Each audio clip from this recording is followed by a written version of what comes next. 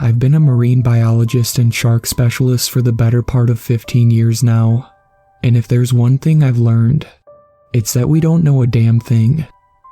You could see a new species, hell, 3 new species every single day for your entire life, and not even scratch the surface of what's under the surface of the water. Water is where life began, and it's been there for millions of years. Aquatic life has had the longest time to grow, to change, to learn, and the variety of life is truly unfathomable to me. To think that we, as a footnote in evolution, actually believe that we know anything about the creatures that live underwater is sheer stupidity and hubris.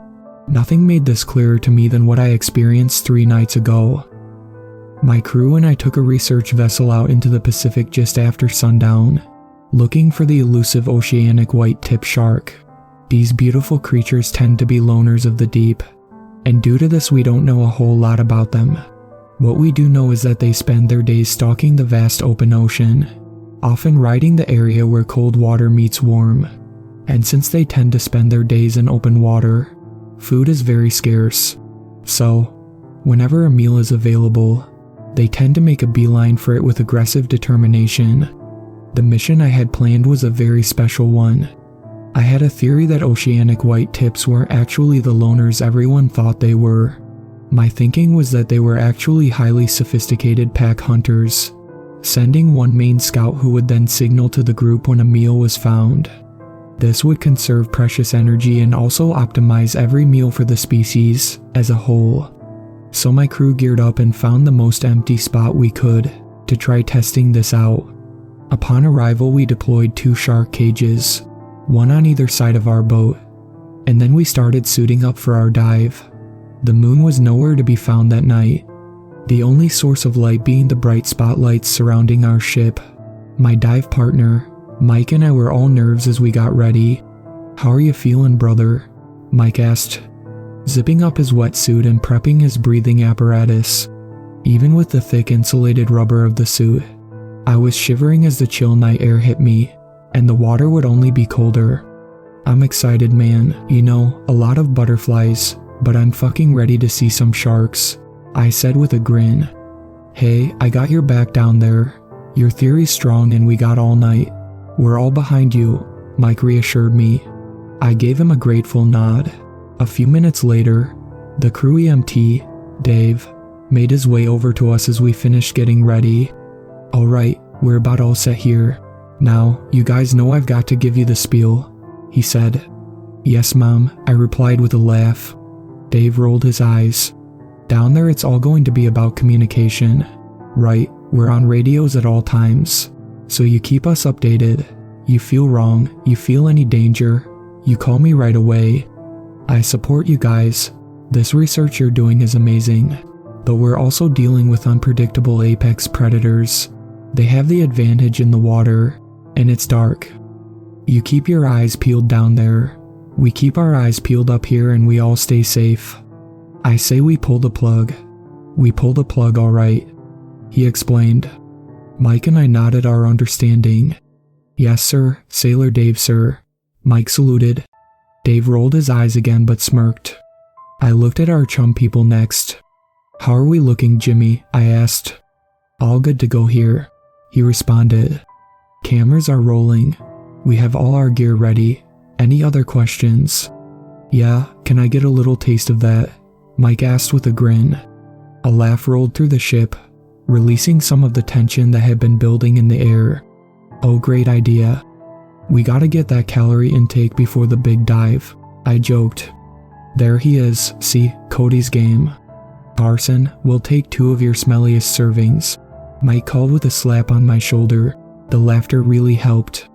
"Alright, smartass, just get in the damn water," Jimmy said. With everything set, Mike and I gave each other one last nod, strapping on our face masks, and then we jumped into the freezing black abyss. The sensation of diving into freezing cold ocean water is one that is nearly impossible to describe. My entire body stiffened as every single muscle constricted, tensing in shock from the absolute cold. Every nerve stung with a freezing burn, before fading away into a numb hum from head to toe.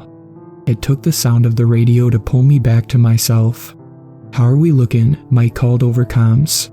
"All good here," I answered. "All right guys, bring the noise. Let's get this party started."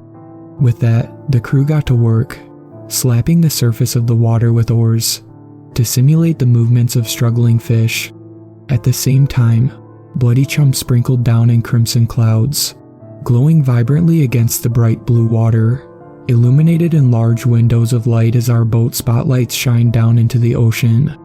Beyond these pools of light, everything was a thick blanket of blackness, and below me was nothing but a vast and dark chasm that seemed to go on forever. The vibrations in the water reached me like the dull beating of the heart, muffled by thousands of gallons of water. And this pocket of light is where we waited. For a while, it was a long and quiet night. We waited about in the shark cages, our eyes wide, staring into the murky black water. The sounds and chum continued in small spurts. We exchanged little conversation as we played the long waiting game. Our fingers crossed. I sat, hoping, my heart pounding in my chest. It must have been a few hours of freezing nothing before Mike came on the radio. "Hey brother, I'm seeing a big black spot out there. It's coming your way now. Keep a lookout." "Copy," I said, and then I saw it, a glimpse of gray, the wide, wing-like pectoral fins, a splotch of white on the large dorsal fin. "Holy shit, we got one." "Oceanic white tip," I nearly screamed. The enormous beauty glided through the water effortlessly. In the vast nothing, it looked like it was flying. Its white slitted eyes stared out through the water at our boat. "Hell yes," someone from the crew called on comms. "Oh fuck, it's gorgeous. Probably a 10-footer. Easy.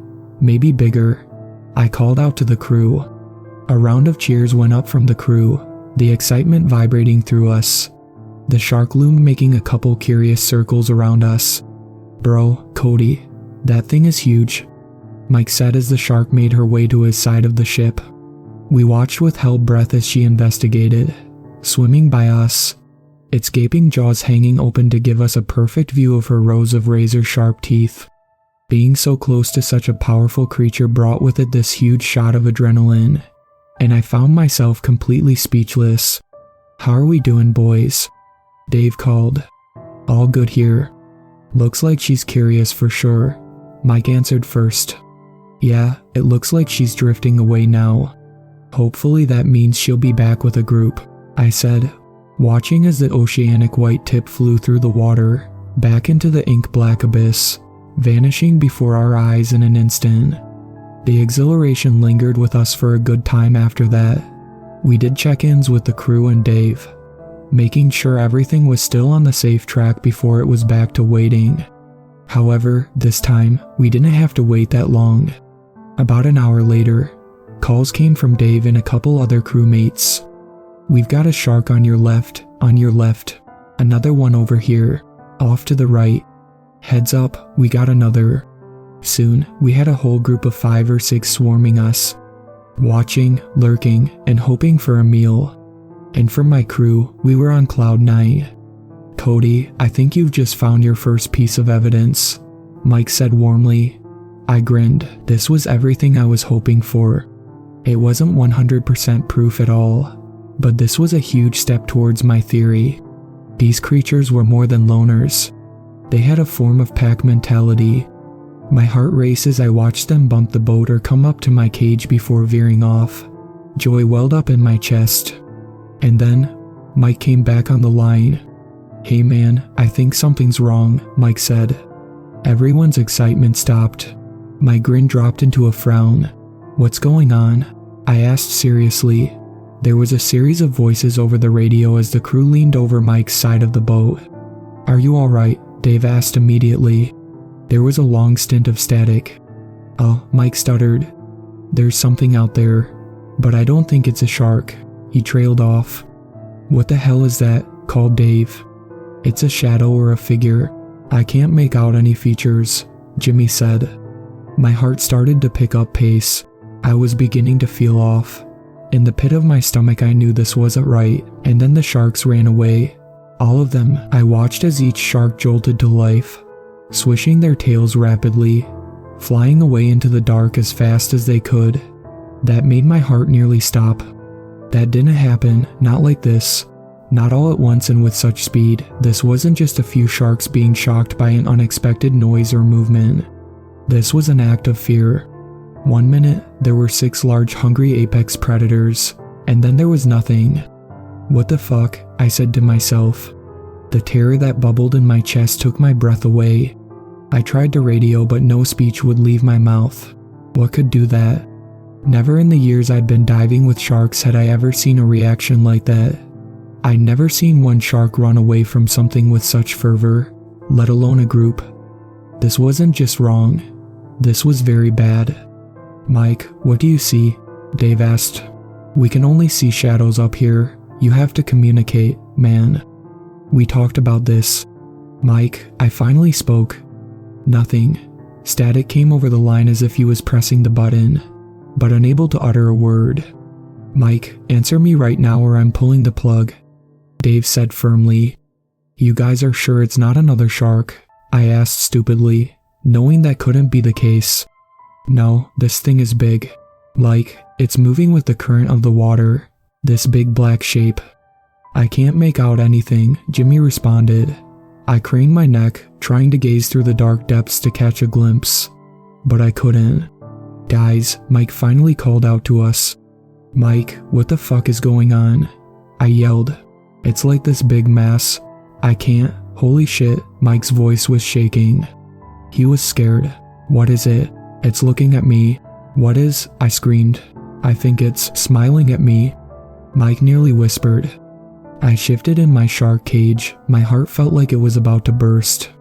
The fact that I was alone in the infinite depths and I couldn't see anything only made the whole experience worse. I looked around wildly, as if I was instinctively searching for any sign of danger or help, but I only saw cold steel and black water. "That's it. I'm pulling the plug. Reel in his cage. We're getting out of here," Dave stated. His voice was completely drowned out by the staticky sounds of Mike's screams over the radio. Although I was on the other side of the boat, I felt the movement of water, rapid and violent. My cage shook back and forth, throwing me sluggishly from side to side with the displaced ocean. I attempted to steady myself, but with little success. After one particularly aggressive jolt, my left arm crashed into the walls of the cage. I felt a snap, a stinging aching pain, and then numbness. Screams went up from all of the comms and everything went up into chaos. Get him out, Dave shouted, fear now touching his own voice. I saw blood, so much blood. It flew with the currents in deep red clouds passing over me. Mike's blood. My stomach roiled as everything continued to violently shake. "Jesus Christ," shouted Jimmy. "Get Cody, get him now," Dave ordered. I felt the crew desperately trying to reel in my cage. I couldn't see anything. It was all a blur of sea, night, and blood. A corner abruptly jerked to the left and my head hit one of the metal bars at full force. Stars filled my vision. Hands dipped into the water, barely missing me multiple times with all of the movement. More screaming. "No, stay away from the edge," I heard Dave again. A splash, more screaming. And then, one firm grip locked onto my left arm and I was hoisted out of the water. I let out a shriek of agony at the pain in my arm as I spilled out into the boat, nearly getting trampled by the quickly moving crew. I ripped off my mask and vomited, adding to all the water, blood, and other viscera that painted the floor. Everyone was slipping all over the place. My head spun. "Cody's in," I heard Jimmy yell. "Get the fuck out of here," Dave screamed. The boat lurched forward and we took off.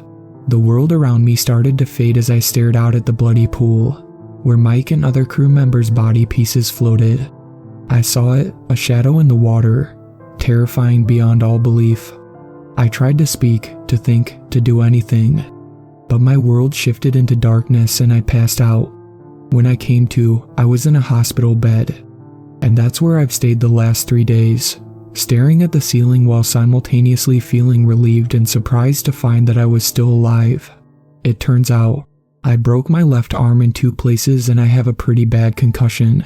The memories of the whole thing have been coming back to me slowly, in terrifying flashes. Mike Allen's body wasn't able to be recovered, nor were crewmates Heather Nolan and Paul Webb. I heard that Jimmy had a really bad cut on his leg and chest and had been in and out of surgery since I've been here. The rest of the crew have stopped by to visit me a few times. Dave was kind enough to drop off my laptop so I can sit here, painstakingly typing this all out with my right hand so I don't go crazy. I have no idea what was out there, lurking in the blackness like a living shadow. And honestly, I don't think I want to. I've never seen sharks run for their lives like that before. But there's a creature out there that scares them. Whatever scares sharks is still down there, waiting below the depths.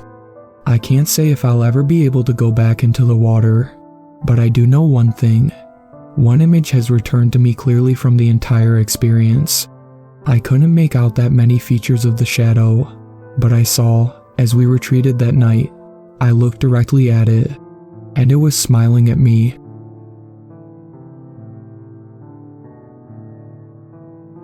What exactly are we looking for again? I asked Steven, as we slowly crept towards the giant sperm whale that had washed up onto the beach. Two head torch beams were the only light in the otherwise pitch-black midnight landscape. It's called ambergris, Steven replied in a whisper, and, believe it or not, this whale's stomach bile could actually make us rich. Steven turned to face the dead sea creature, his head torch illuminating the huge creature. And you said it's used to make perfume, I asked him. Yeah, that's right. So, you're telling me that the secret ingredient to Chanel is whale stomach acid? Yes. So every time you have found a woman's scent attractive, you are actually being allured by old Moby Dick here, Steven said as he reached up and gave the whale carcass a pat. I wonder who discovered it, and why the hell is it worth so much? I said thoughtfully. I guess things found inside whales are a gold mine, Steven responded, and thankfully that gold mine has washed up just for us. And you're sure there is ambergris inside this whale? Well, it's not guaranteed, but nothing is in life, is it? So, what you're telling me is that we are going to cut the whale open, on the off chance we might find something valuable. Steven stared at me for a moment, before a large grin spread across his goofy-looking face. Now, why would we risk cutting it open? Then it's obvious someone has been inside, he said as his smile grew even larger. No, we are going in another way. At first Al was confused, but when Steven turned and looked towards the gaping mouth of the whale carcass, I knew exactly what he meant. No, there is no way. No way at all that I'm climbing through that whale's mouth. I don't care how much money we are gonna make, I said in protest against the ridiculous idea. Think of it like this, Steven said earnestly. Miners probably don't like squeezing through tight spaces underground, but they do it for the riches on the other side. That's what we are doing, we are squeezing through a tight space to gain our wealth on the other side. It is exactly like mining, only a bit more fleshy. But how do you know someone else hasn't already gone through the mouth and recovered any ambergris inside? In fact, I already heard a rumor of someone sneaking up to the whale already. Maybe they already took the riches inside, I replied, desperately trying to convince Steven not to crawl in through the large mammal's mouth. Trust me, only my special mind would come up with the idea to sneak inside the whale. So don't worry, money is still to be made inside this beautiful mammal. I knew, at that moment, nothing was going to deter Steven from crawling down the throat of the whale, and hopefully recovering some ambergris from within. I also knew that, if I didn't go with him and he did manage to make a fortune, I would regret it for the rest of my life. That doesn't mean I particularly wanted to go into the sperm whale's mouth though. Alright, let's make like Pinocchio, and go inside the whale, Steven said with a smirk and started to walk over to the gaping mouth. The entrance. Hey, Steven, I called out as loud as I dared. I have one more question. It might be a bit touchy, but I need to know. Steven turned back around, his head torch shining directly into my eyes, and simply said, Go on. Is this the beach where Jonah went missing? Steven's cheeky smile suddenly dropped off his face. and his usual cheerful expression changed to one of anger. "Don't mention that name around me ever again. You understand," he said, in a hushed, angered whisper. "I understand. I'm sorry, Stephen." His facial expression then once again changed back to its previous joyful face. He then faced the whale's mouth again, and climbed up into it. I followed him. I climbed up and over the row of sharp teeth that lined the bottom of the whale's jaw. I then commando crawled along its wide, slippery tongue. When I reached the back of the giant mouth, Stephen's 2 feet were poking out of the tight hole that was the whale's throat. The rest of him had already gone through it. His feet then disappeared with the rest of him. He was now inside the belly of the whale, and it was my turn to do the same. I waited a moment, building up enough courage to enter into the unknown. I was almost about to chicken out when I heard Stephen's voice call out from the other side of the throat. "Come through, there's plenty of room in here." It was what I needed to hear. Obviously, it was safe on the other side, and so it filled me with enough courage to wriggle forwards. I crawled forwards into the throat of the whale. I pushed my arm through first and the soft cold flesh felt tight around it. I continued forwards and plunged my other arm, followed by my head into the tight cavern of the esophagus. When I re-emerged out the other side, the first thing I saw was Stephen bent down, eagerly awaiting my arrival. "Congratulations, it's a beautiful baby boy," he said with his signature cheeky grin. I had entered into a fleshy, gray cavern that was the whale's stomach. It was large, but not enough to stand up in. I got up off my stomach, wiped some sticky fluid off of myself, and got into a crouched position. I looked around and saw a thick, almost red sludge that occupied the majority of the whale's stomach. Mine and Stephen's head torches lit up the fleshy cave. It didn't look like this place was a gold mine, and it certainly didn't look fit to go into perfume. "So, where is this ambergris then?" I asked Stephen, wanting to find it quickly and get back out into fresh air. "There should be a lump of it in here somewhere." "I'm feeling lucky," Stephen replied and began to crawl onwards into the stomach. I followed him and crept forwards, shining my torchlight around the contents of the stomach. I hoped that we would find it quickly, but a part of me had a feeling that wasn't even found within the stomach.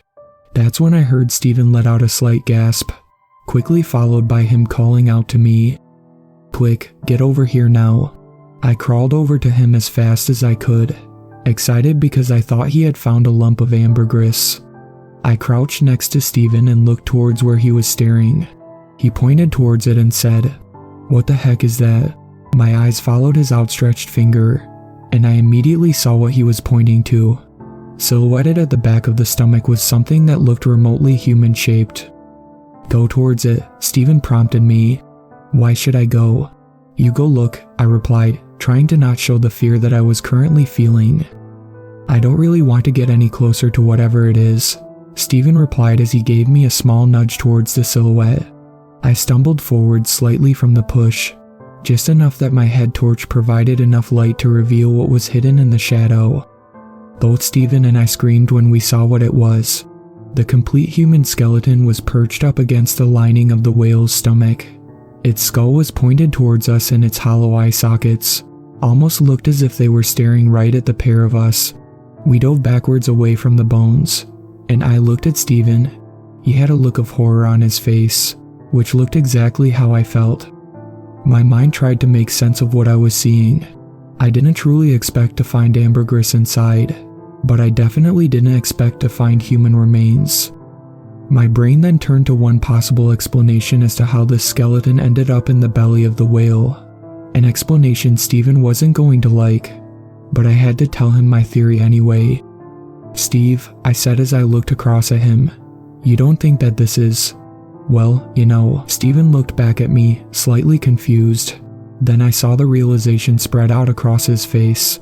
You don't think it's Jonah, do you?" he asked, and I was unsure if he agreed with me or was angry at the mere suggestion this was his missing friend. It's possible that it's him. He did get swept out to sea, and on this beach too. He drowned. "He wasn't eaten by a whale," Stephen replied curtly. "But what if the whale ate his body? You know it was never found. He drowned. That's the end of it." I didn't push the point any further. Stephen wouldn't even entertain the idea that this was Jonah. I instead moved closer towards the skeleton, trying to see if I could find anything else nearby to it. I edged toward the remains, shining my torchlight onto the surrounding area. It lit up the strange sludge that filled the giant belly. As I shined my light across the stomach contents, I saw something glint near the skeleton. I quickly crawled over to where the light reflected and dug my hand down into the gross slush. I felt something solid, and so I grabbed a hold of it and pulled it out. Stephen gasped as I pulled out the wristwatch. He recognized it. Holy shit, that's Jonah's watch. The one he wore the night he drowned, Stephen said, a hint of sadness in his voice. I'm sorry, Steve. I think this is Jonah. Steve looked defeated. He now knew what had become of his friend. I don't know if that was a good thing though. I guess we can take his body back to his family now though. They will like that, I said to him. He looked up at me and said one single sentence. I tried to save him. I know you did, Steve. Everyone knows you did. I did everything I could to stop him from going under the water, but nothing could stop him slipping under the surface, Stephen said, tears welling up in his eyes. I moved closer to Stephen in an attempt to comfort him. It's not your fault. Everyone knows you did everything you could. No one doubts you. Stephen stopped crying and his signature grin once again appeared on his face. So, that all sounded believable then. You actually thought they were my true emotions, he said, looking pleased with himself. I was immediately confused, and my confusion must have been visible on my face because he continued to speak. You wanted to find riches inside the whale. Well, here is your gold mine, he said as he pointed towards the skeleton. What are you talking about? That's Jonah. That's your friend, I replied, trying to make some sense of what was happening. Yeah, he was, until he drank a little too much and took a few too many pills, and drowned in my pool. Then he was just a body that I had to try and hide. So, it was a little too perfect when this whale washed up on the beach. Jonah in a whale. I mean, come on, the headlines write themselves. And we are going to be the ones at the center of it all, the ones getting paid for the exclusive story of how we found him. Stephen finished talking and rubbed his fingers together, making the gesture for money. What are you saying? I responded. Jonah got swept away at the beach. He didn't drown in your pool. Well, that's the official story. I couldn't go to the police, not after what they would find in his system, and then what they would find in my system. No, it was easier to say he drowned and then get rid of the body myself. And look, now we are going to be rich. Stephen slapped me on the shoulder and let out a chuckle. I think he expected me to smile too, but I just stared at him in horror. Oh, lighten up. He died from his own stupidity. I had nothing to do with it. We just get to profit off his death. It's perfect. I'm not making money out of Jonah's death. You're sick for thinking up this idea, and then you actually went through with it. Stephen's face changed, his grin disappeared quickly, and was replaced with a scowl. I'm making my money. You are with me, or you are against me. Well, sorry to disappoint, but I am against you. Very well. It's my lucky day. I found 2 bodies inside the whale, not just one. Stephen darted towards me and tackled me down onto the soft, fleshy ground. He grabbed a hold of both my arms and forced them up over my head. He then placed both my knees onto my arms to stop me from being able to move them at all. I really didn't want it to come to this, he said, almost disappointedly. In one swift move, Stephen reached into his back pocket, grabbed out a piece of rope about half an inch thick and began to tie it around one of my wrists. Once it was tightly tethered to my wrist, Stephen lifted his knees off of my arms. He quickly ran forward and yanked on the rope, pulling me forwards with him. He dragged me over to where the skeleton sat slumped up against the side of the whale's stomach. He then started to tie the other end of the rope around the skeletal wrist of Jonah, binding me to him. Stephen finished tying the knot, and then gave the rope a few yanks to make sure that he had tied it tightly enough. Once satisfied, he turned to face me. I'll see you in a few days, he said coldly before turning to climb back out through the whale's throat. The last I saw of Steven was his 2 feet disappearing through the small hole of the throat, and then I was all alone inside the whale. Well, apart from the remains of Jonah, it was cold inside the stomach of the whale, and it smelt like rotting flesh too. The only thing I could see in my slowly dying head torch was the skull of Steven's old friend. Obviously, Steven's friends all have a habit of ending up dead. Jonah's empty eye sockets stared back at me, and as I looked into them, the reality of my situation really dawned on me. Soon, my eyes would be nothing more than sockets, and the whale's belly would be the final resting place of 2 people. My torch flickered before the light went out completely. Everything turned pitch black and I couldn't see a thing. Pure fear set in at that moment. I had never been so scared in my life. I tried my best to break free from the rope tied around my wrist, but it was pointless. Steven had tied me up with a freakishly strong knot that wasn't going to be undone anytime soon. I don't know how long I sat in the blackness. I was cold, hungry, and afraid. I may have been in there for a day, or possibly longer, when I heard the faint voices from outside. As soon as I heard the voices, I started to yell out to them, desperately hoping they would hear me. I then heard what sounded like a saw and flesh being cut. The whirring sound of the saw grew louder, and soon I saw a slit of daylight appear in the side of the stomach. Then, a man's head poked inside. "There better be bloody ambergris in here," he said. Then he looked up and saw the skeleton that sat inside the stomach, and tied to those bones, he saw me.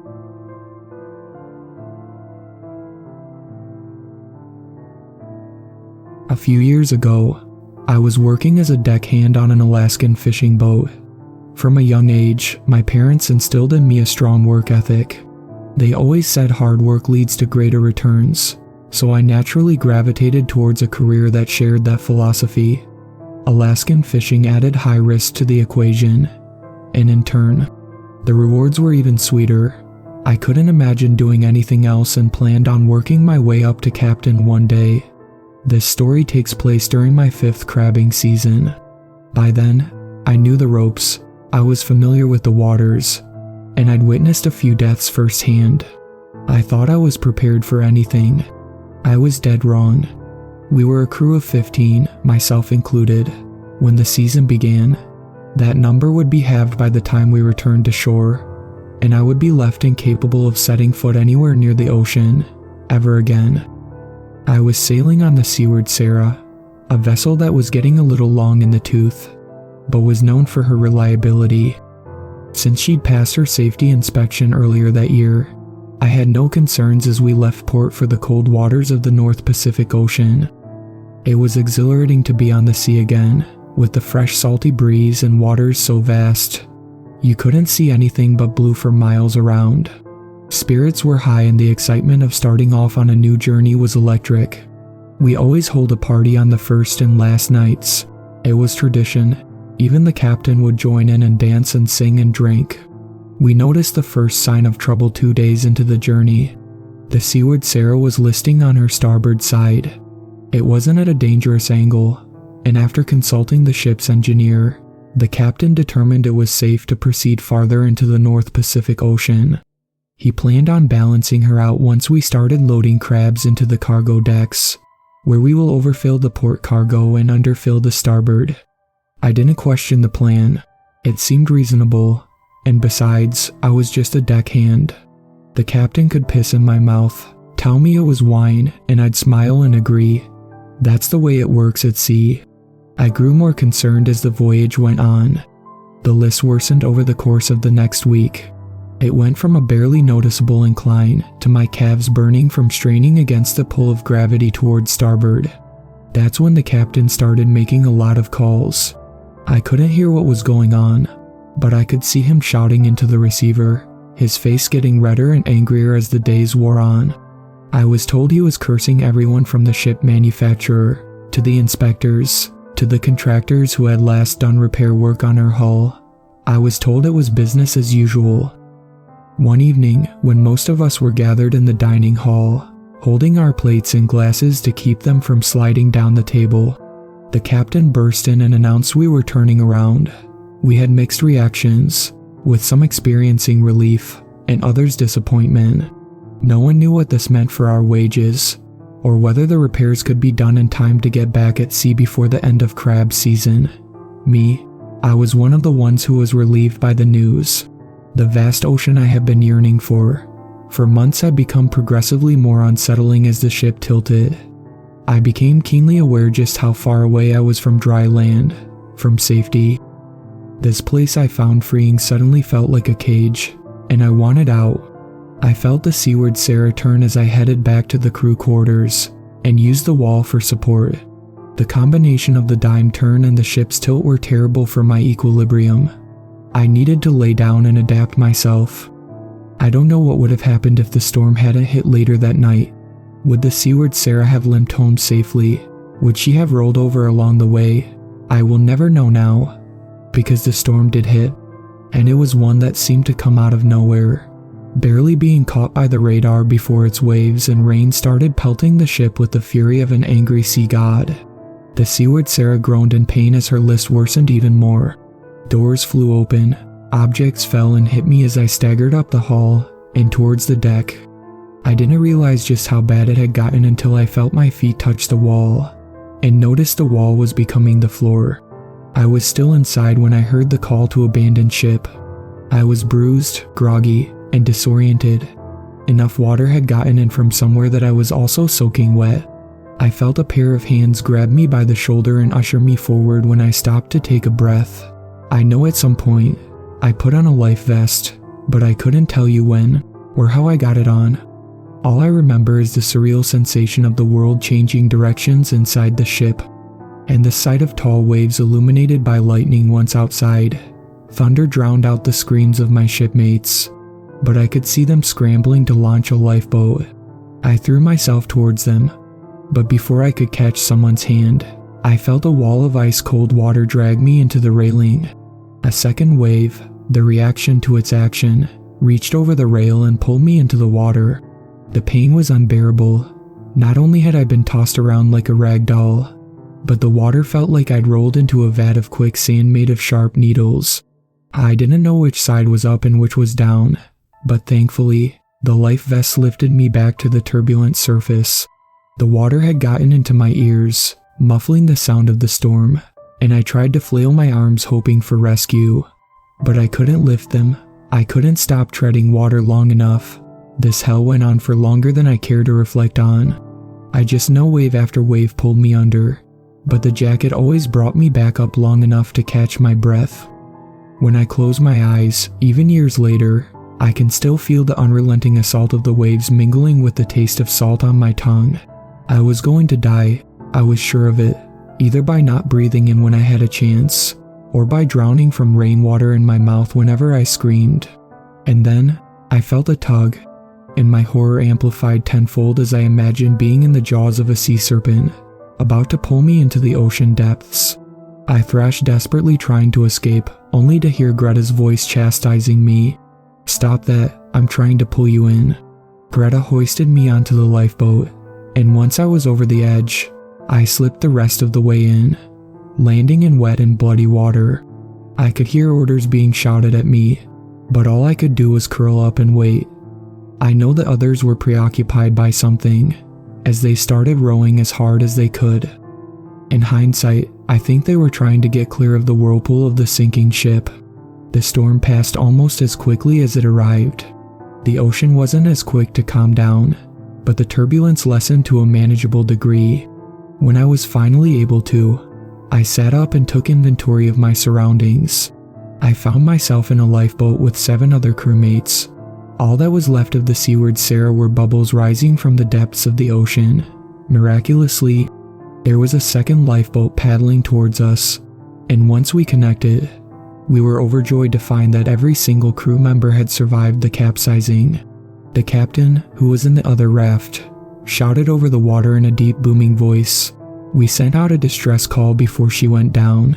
"They have our location. It won't be long."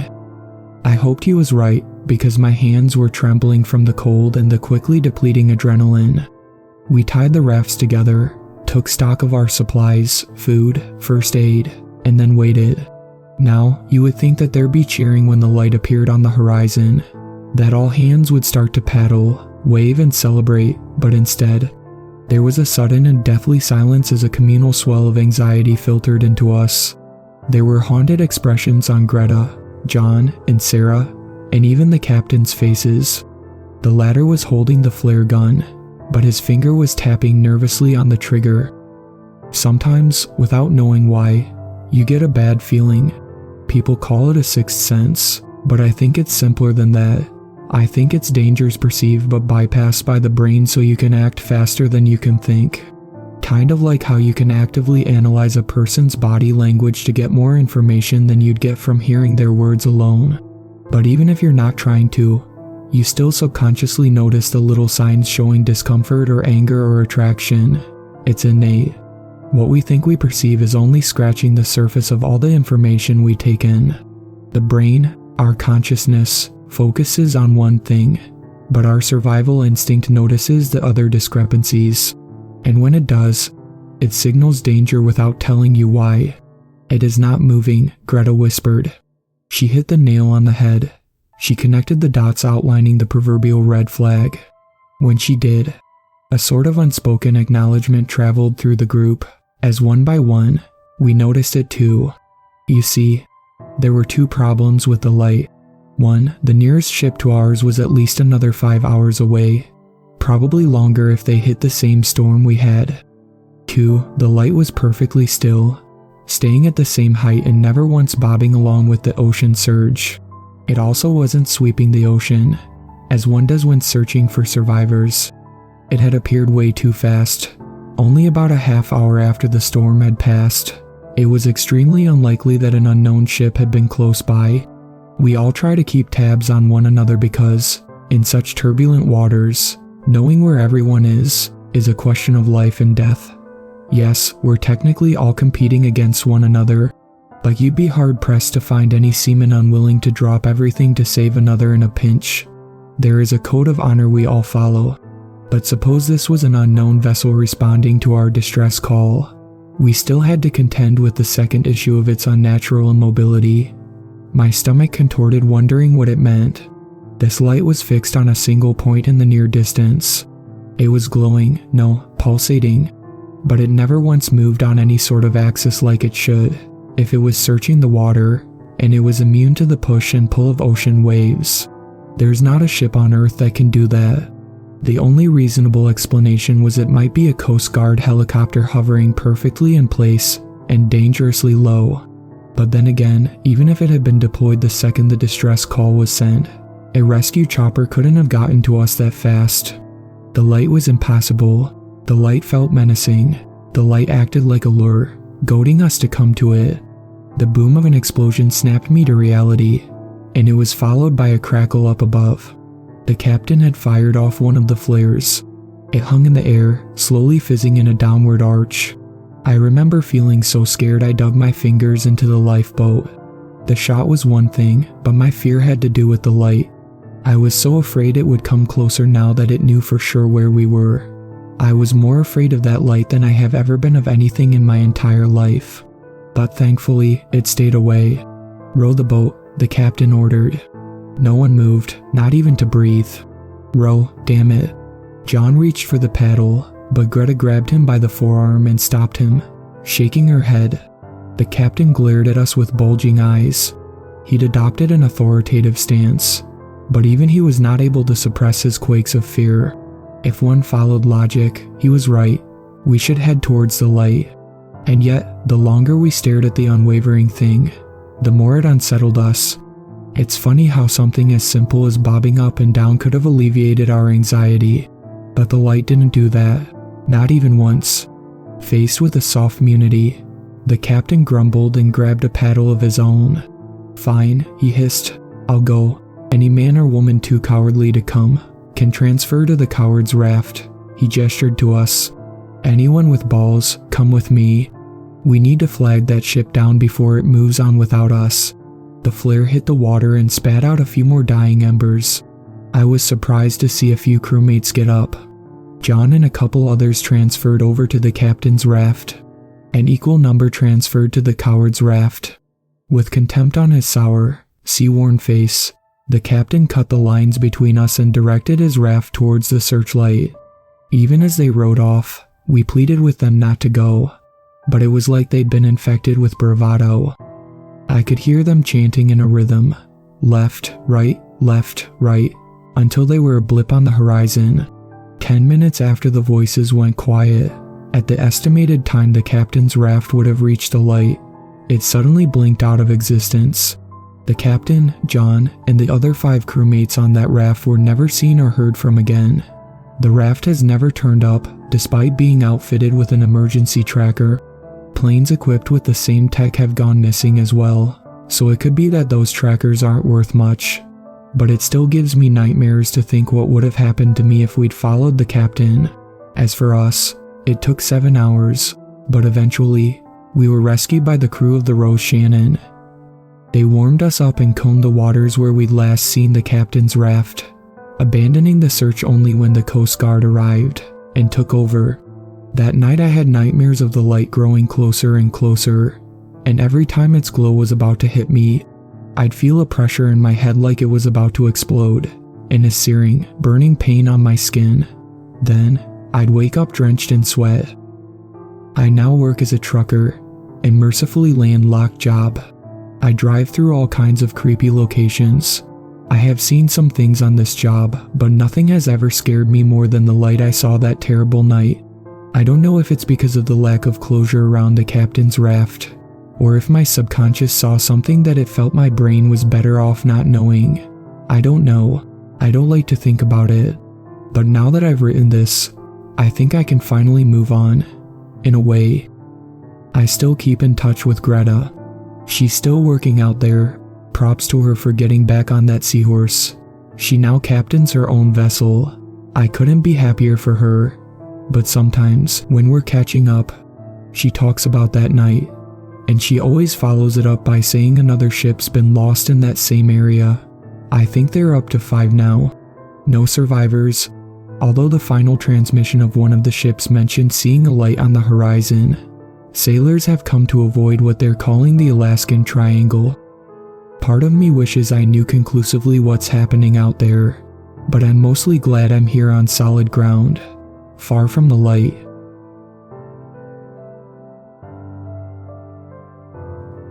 I told them it was a shark, because if I would have told them the truth, no one would believe me. I was a water child. I spent most of my life out in the water thanks to living with my dad. My mom wasn't really in the picture. He introduced me to the wonders of the ocean and its wildlife when I was a child. And while I loved the animals and the ecosystems he taught me, I wanted nothing more than to just be surrounded by water. It is strange to think that that's changed. After everything, thinking back on it all, it almost feels like a whole lifetime. I'm not sure where to start exactly. I'm mostly doing this because my therapist told me it's not good to bottle my emotions and pretend nothing happened. She told me to tell my truth. It was the polite way of saying, what you saw is not real, but you need to tell me what you think you saw. It pisses me off more than anything. Honestly, I know what I saw. I don't give a shit if anyone believes me anymore. I guess it all started with the wildlife disappearing. My dad was a marine biologist. He had his own boat home decked out with the latest radar equipment, scanners, recorders, and a small but very dedicated crew to help him. Including myself, there were 5 of us.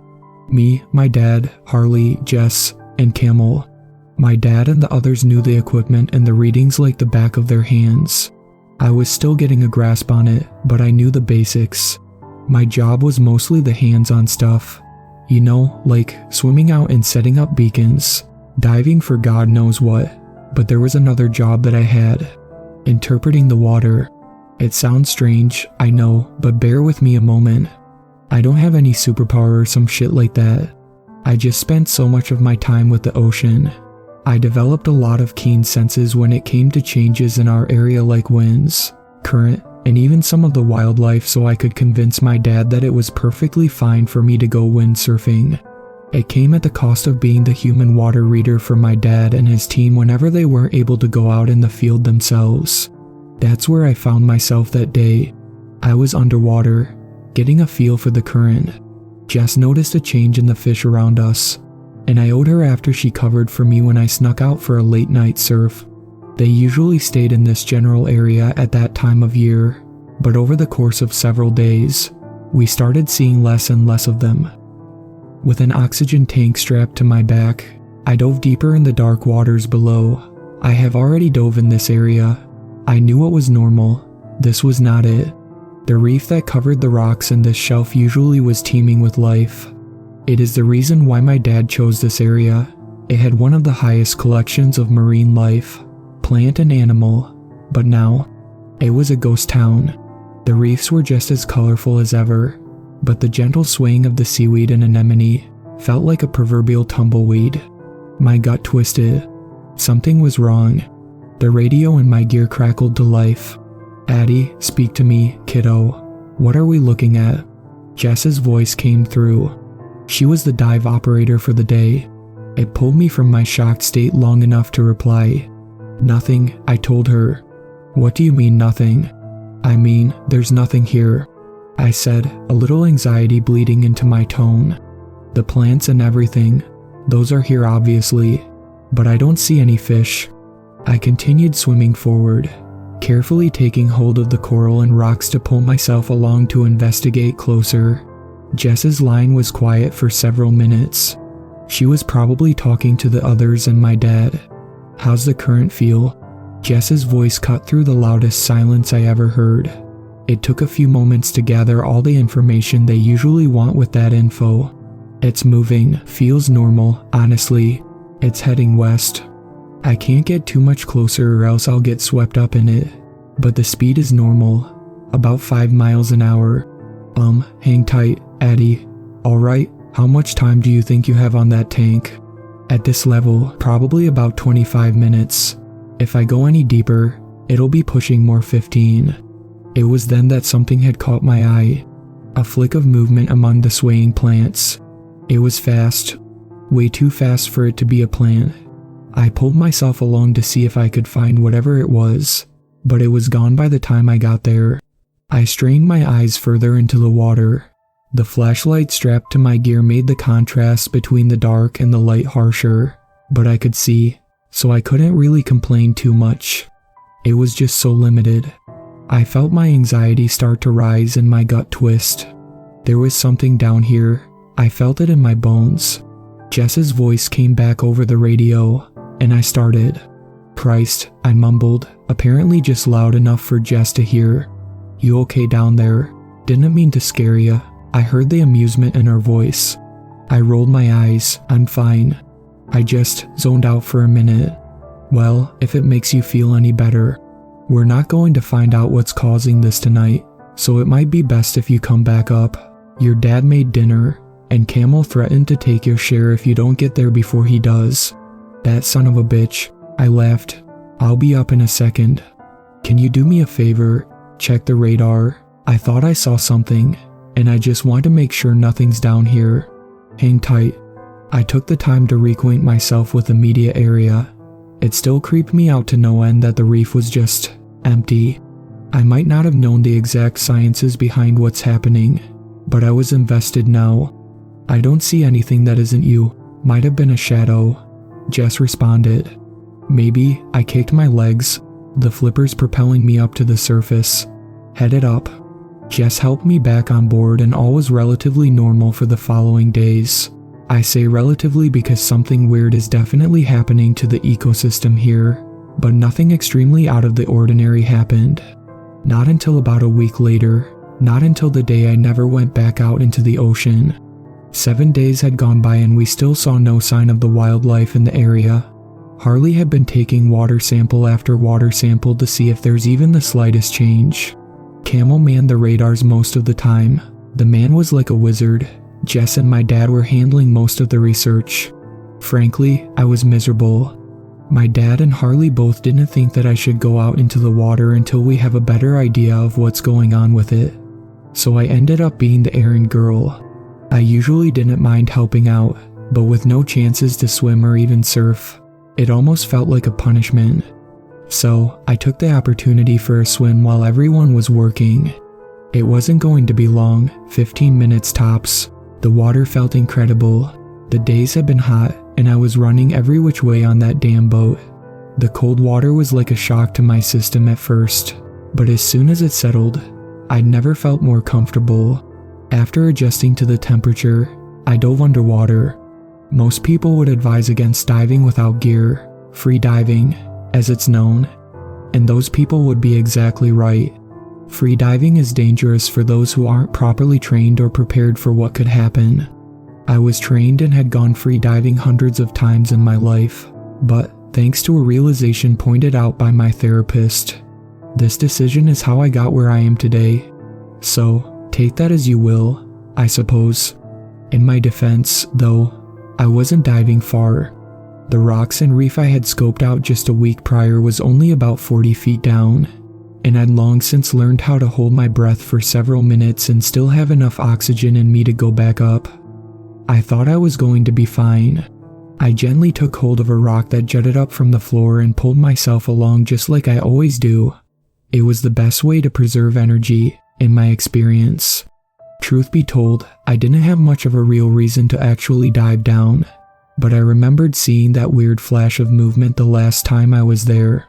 A part of me was sure it was nothing, a shadow off the seaweed like Jess had said, but a part of me was hoping it would be something cool, like some unknown fish that got washed up in the current.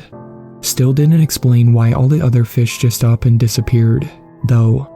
It's one thing for an alien predator to cause damage to an ecosystem over time.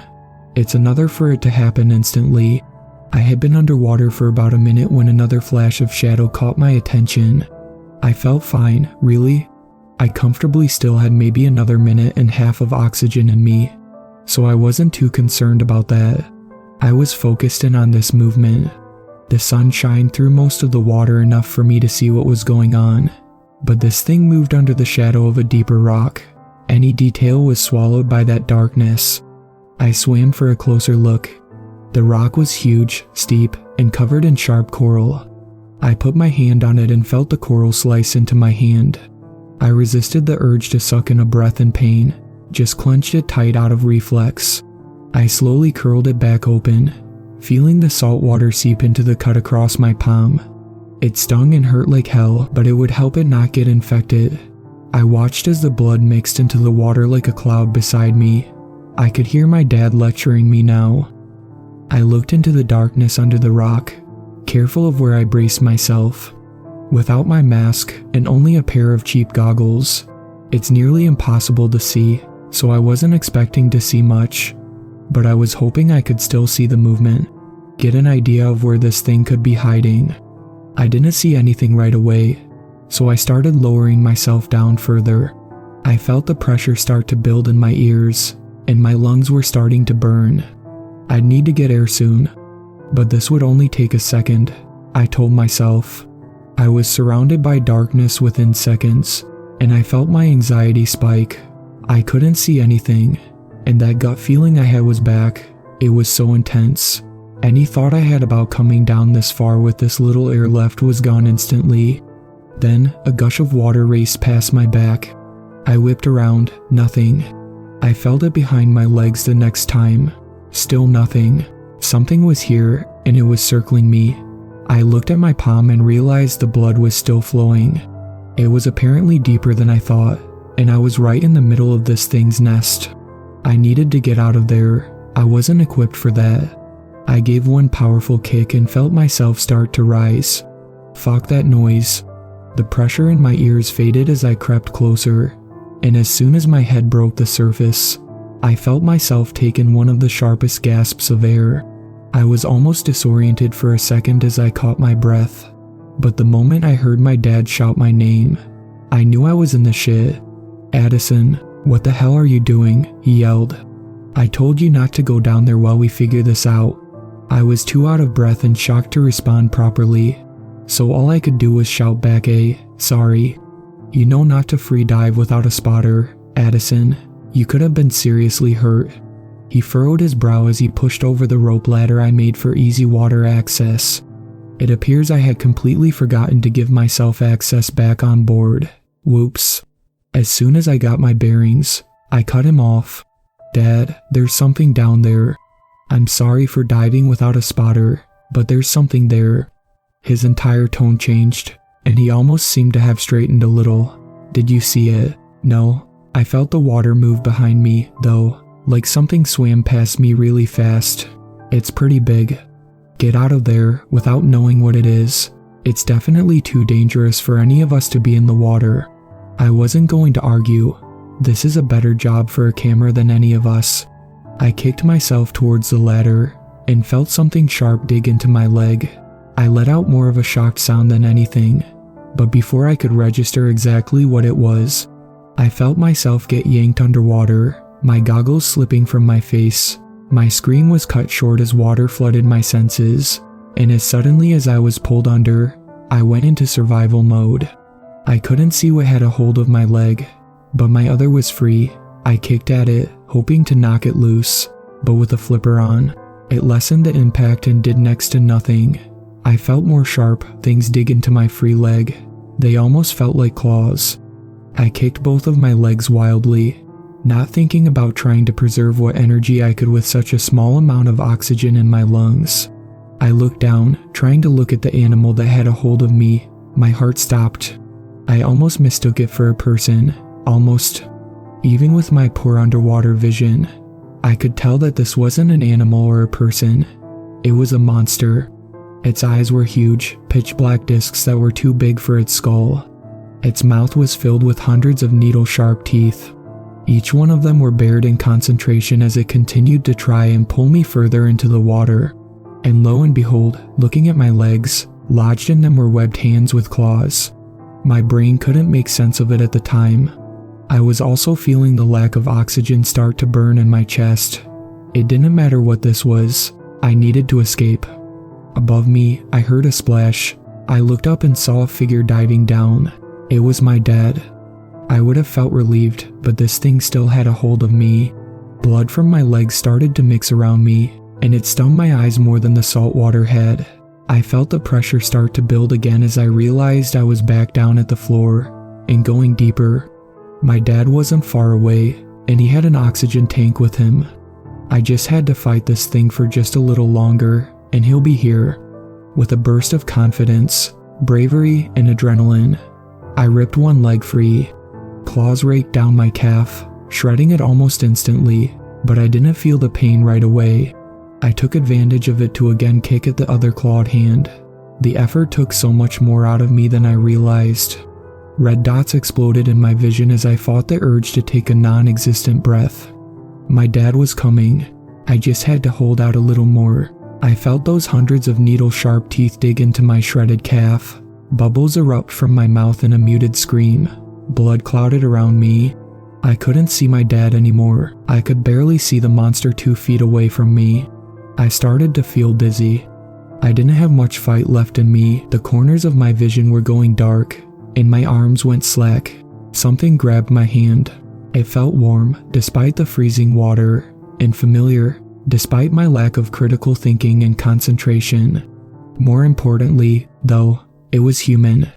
My dad's grasp on my hand kept me from going deeper down into the depths of the chasm below, but now has me locked in a game of tug-of-war with me starring as the rope. I felt something be shoved into my hand and my mouth, and suddenly air forced its way down my throat. I fought off the urge to cough and tried to focus more on my breathing. I was out of it due to blood loss, but I knew I was inches away from drowning. I felt the clawed hands reach and sink themselves into my thigh. All I could register was the pain. The only thing that kept me from passing out was pure adrenaline. My dad pulled me towards him, the monster at my back going with me. Suddenly, the sensation of being stabbed was gone. I whipped around and saw my dad fighting off the monster. I couldn't read his expression. Its claws dug into his arms, teeth reaching for his throat. He didn't let it get close. I tried to swim to help him, but I was exhausted and bleeding out.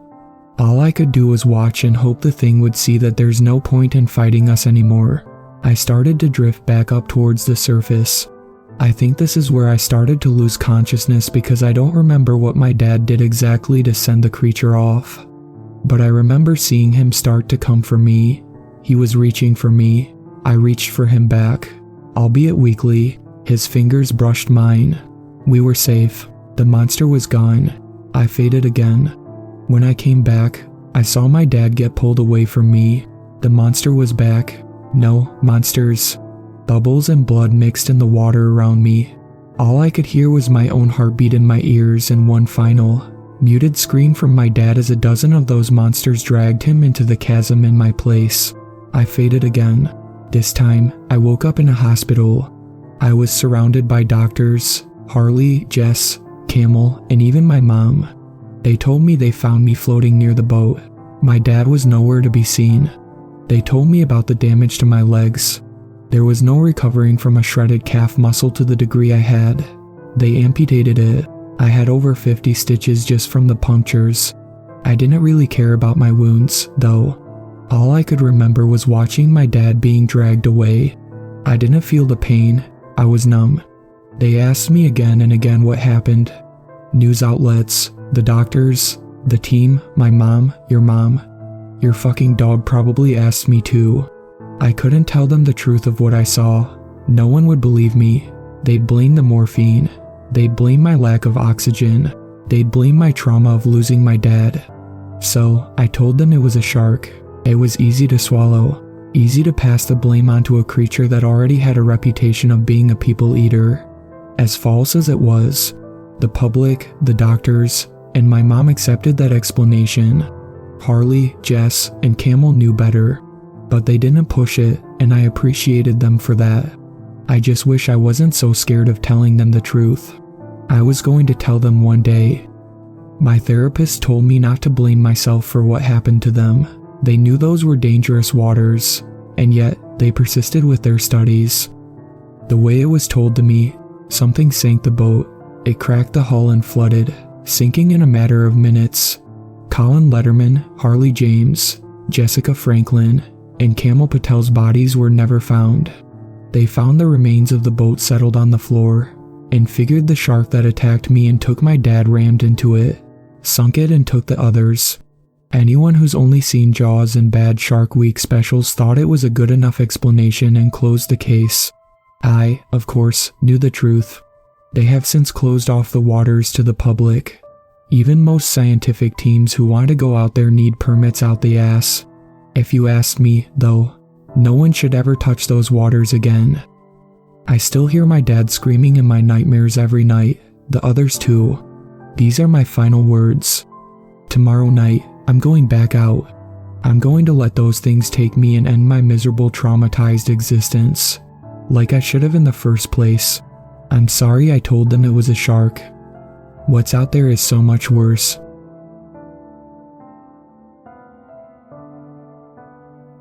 I guess you could say I was a weird child. I went through a lot of obsessions in my early life.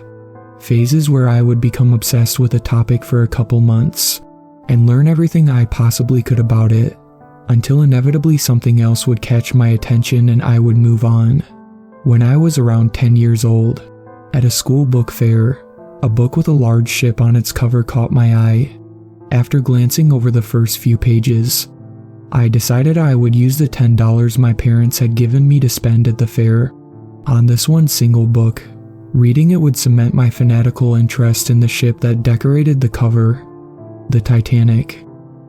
Over the next couple months, I would devour and be able to regurgitate from memory countless facts about the ship, from the time it was being built in Belfast to its untimely sinking in the North Atlantic, that April night in 1912.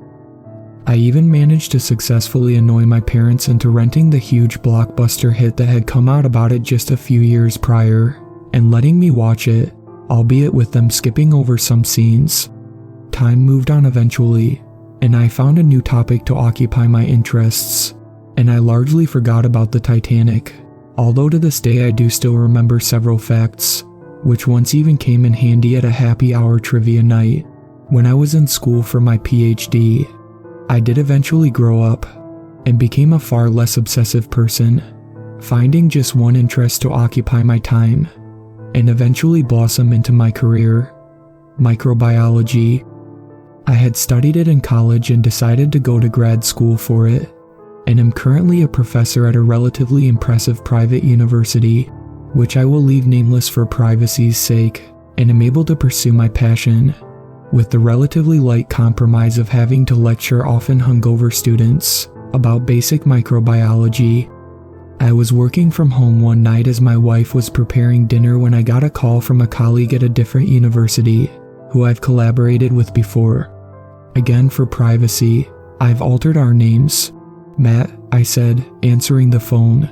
Hey Dennis, how have you been? After a couple of minutes exchanging pleasantries, Matt got to the reason he called. I'm about to conduct a study to see what kind of bacteria tend to inhabit shipwrecks. There are a lot of sites for us to handle, and I won't be able to analyze all the samples on my own. Would you want to help out? I understand that to the general public, anything that could come out of that study would be the equivalent to a couple sleeping pills. For us though, it was pretty exciting. Yes, of course, I answered. Just let me know when you ship the samples my way, and I'll keep an eye out for them. There was a pause afterwards. Actually, we would have to go in person.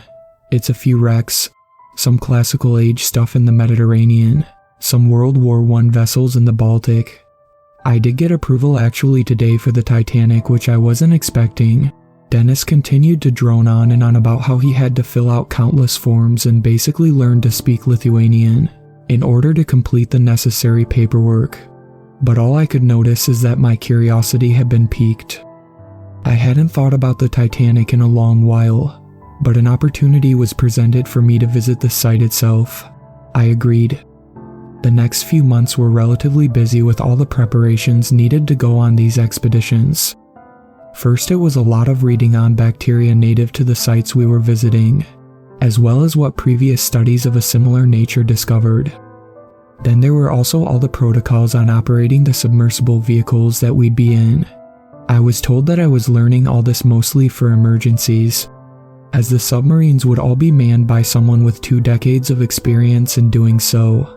Before I knew it, I was saying goodbye to my wife and flying from North America to Ukraine, where the vessel was currently stationed. I met Dennis in the port city of Odessa, where we spent a day catching up and comparing what pre-existing literature we found on the topic. The next day we went to the docks to check out what would be our floating home for the next few weeks. The boat itself wasn't the most modern, but wasn't exactly outdated either. It had decent enough facilities for all of us, including our own private rooms, as well as a place to prepare food, and lavatories. The owner of the boat, who also happened to be the captain, was a Ukrainian guy named Andrei. His English wasn't the best, but he knew enough to be able to communicate, and honestly, most of his communication was done through his facial features. You could always tell what he thought of what was being said, by his eye rolls or smiles. We were also accompanied by a couple of technicians, mostly Ukrainians and Russians who spoke no English. They were mainly responsible for the maintenance of the vessel as well as the 2 submersible vehicles, able to fit 3 persons each. The first 3 weeks were simple enough, uneventful to the point of being boring honestly. We showed up to the sites of the wrecks, descended in the submersibles, and managed to acquire enough samples from the wrecks, as well as surrounding water to see what would grow on agar plates back in the lab. After dealing with our last site in the Baltic Sea, our course was set, the North Atlantic, almost 400 miles of the southern tip of Newfoundland, to the wreck of the Titanic. It took a couple days for us to get there, mainly passed by drinking hard liquor in amounts that I hadn't seen since college, and by playing cards, which was interesting when we couldn't fully communicate with everyone due to the language barrier. We reached the coordinates closer to evening, and it was decided that we would go down to the wreckage first thing in the morning. As we were getting ready that night, Dennis received an email from a colleague of his to have a video chat. Assuming that this was going to be something microbiology related, Dennis asked me to join in. The first few minutes of talking with his colleague went about as expected. She was very friendly, and mainly it was just some introductions and small talk between the 3 of us, with her asking how our field work was going so far, and Dennis asking how everything was going back at the university at home. Nothing too out of the ordinary. Then, the smile began to vanish from her face. "Listen," she said, I heard you guys are going down to the Titanic. That's right, Dennis replied. I've never been there myself personally, but I know people who have. Some people who have gone down there a few times. Listen, just do me this favor. Don't spend more time than you have to. What? I asked, confused.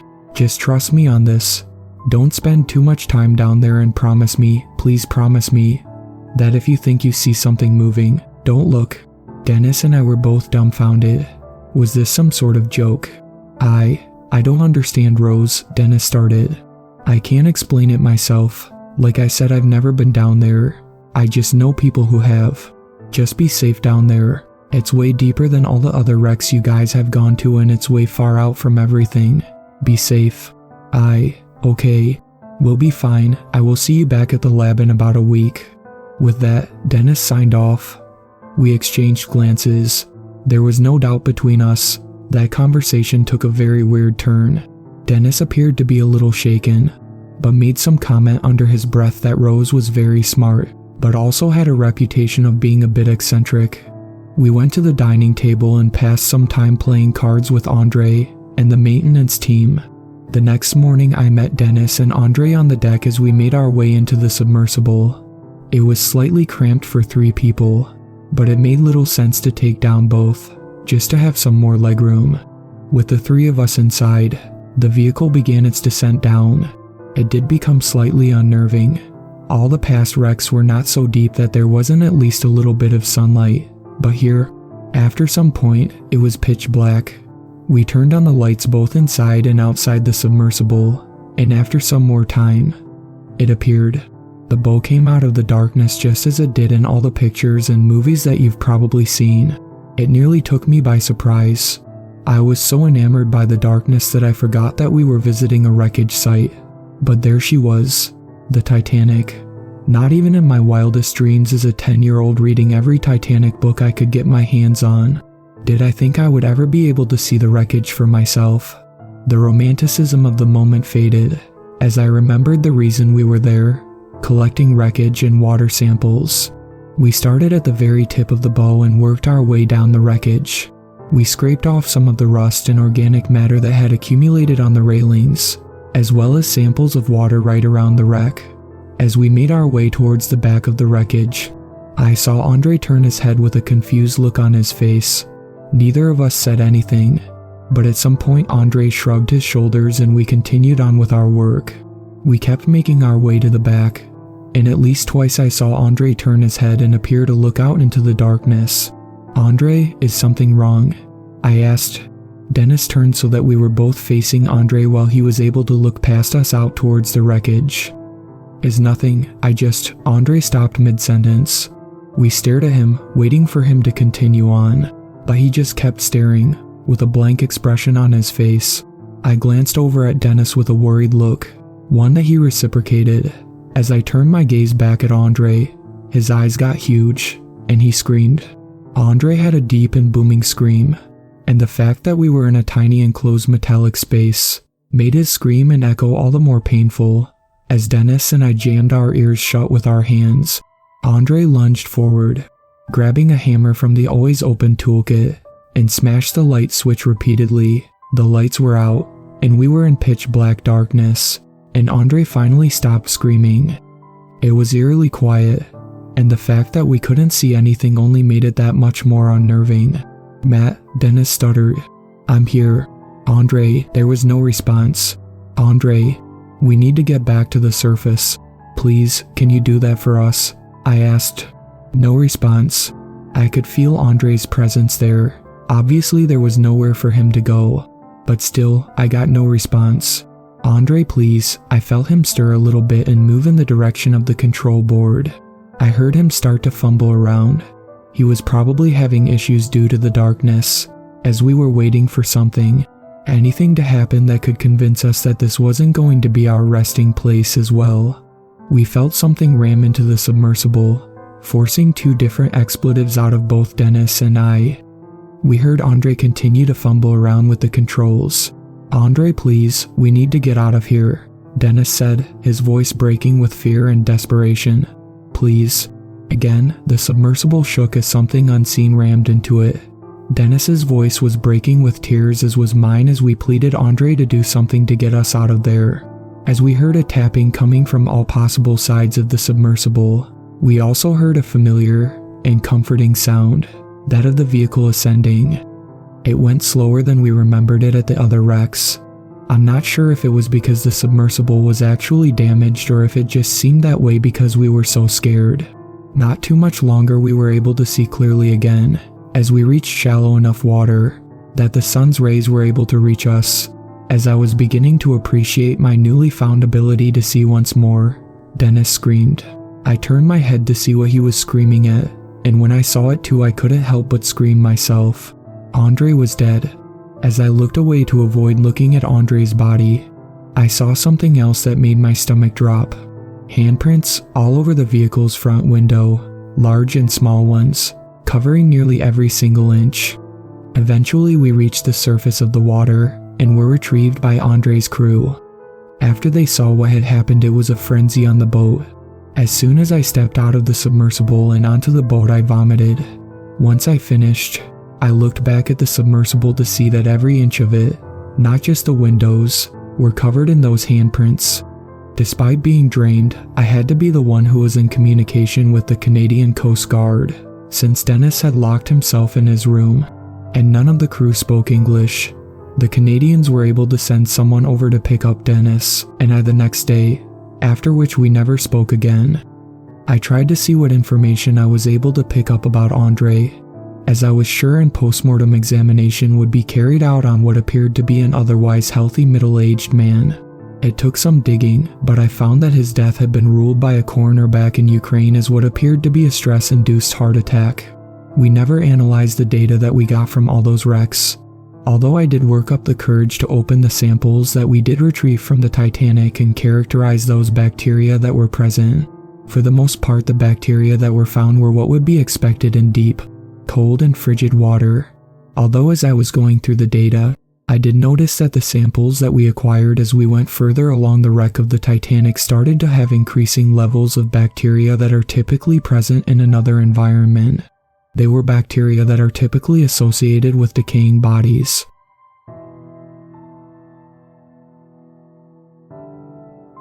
Dad, look. I looked up from the dusty and dirty old map I had been examining for the past 17 minutes to see what Liam was pointing at through the window. Feeling worried and upset that I still hadn't got any clue at all as to our whereabouts, he was standing at the bow of our medium-sized fishing boat with his back to me, leaning dangerously over the railing, looking straight ahead into the thick billowing sea mist, his wind-blown dark curly brown hair glistening in the dimmed sunlight. "What is it?" I asked him, narrowing my eyes as I stepped out onto the deck, shivering in my red parka jacket and army shorts. "Careful there, son. If you fall over and die, the fish will be throwing a party tonight."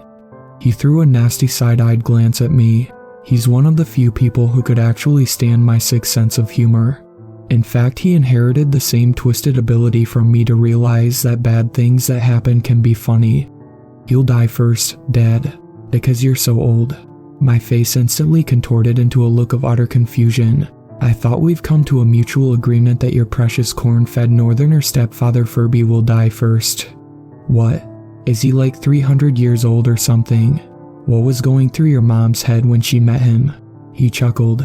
"You're so old, Dad, you have an autographed Bible. Furby is so old he got dumped by a Neanderthal chick twice. It's Furby, and no, you're still much older and will die first. And I will be very sad, yes, but you will die first," he continued casually and shrugged. "Well, looks like we both will now." I looked around and sighed. "It's a joke," I added quickly when I met his gaze. Shaking my head, "I think I just saw a boat." His voice trailed off reluctantly as if he weren't sure what exactly he had spotted amidst the mist. I wobbled closer towards him.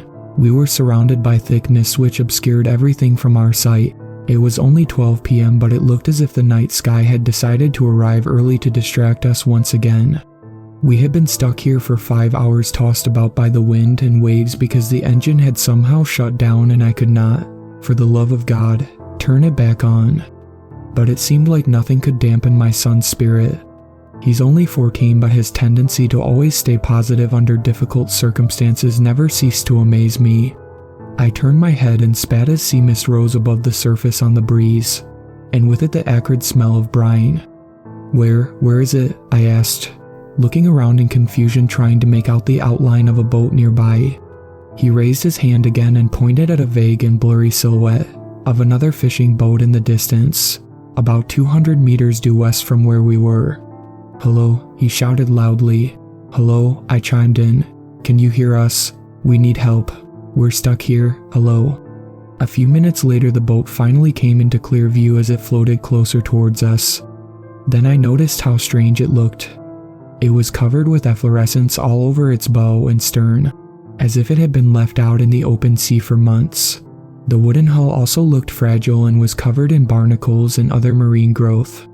"Hello," I called out again as it inched closer to us, and then our boat shook lightly as it gently collided with the strange boat. I rushed back inside our cockpit and grabbed the rope I had tucked away below deck. Then I hopped up onto the other boat's deck carefully and threw one end of the rope to Liam.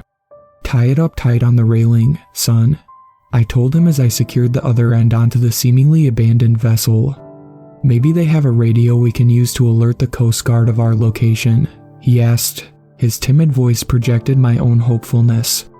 He jumped onto the deck behind me and yelped as his left foot sank into the deck boards, sending him off balance and towards the railing. I quickly wrapped an arm around him for support. "Careful, son, this boat may have been stranded out here for months. It's deteriorating," I warned him. "You could have told me before I jumped, though." He rolled his eyes at me while trying to pull his foot out of the hole he had just torn in the wooden flooring. "Ouch, my leg." I bent over to take a closer look at his shank. There were small scratches and small wood debris all over his lower leg. "We'll need to dig the splinters out if there's any in your skin." I sighed and stood up straight. "Wait here. Maybe they have something we can use to clean your wound." There are no people on this boat." I pulled at the loop I had just made to make sure it was safely secured. Then I began to walk slowly and carefully towards the cockpit.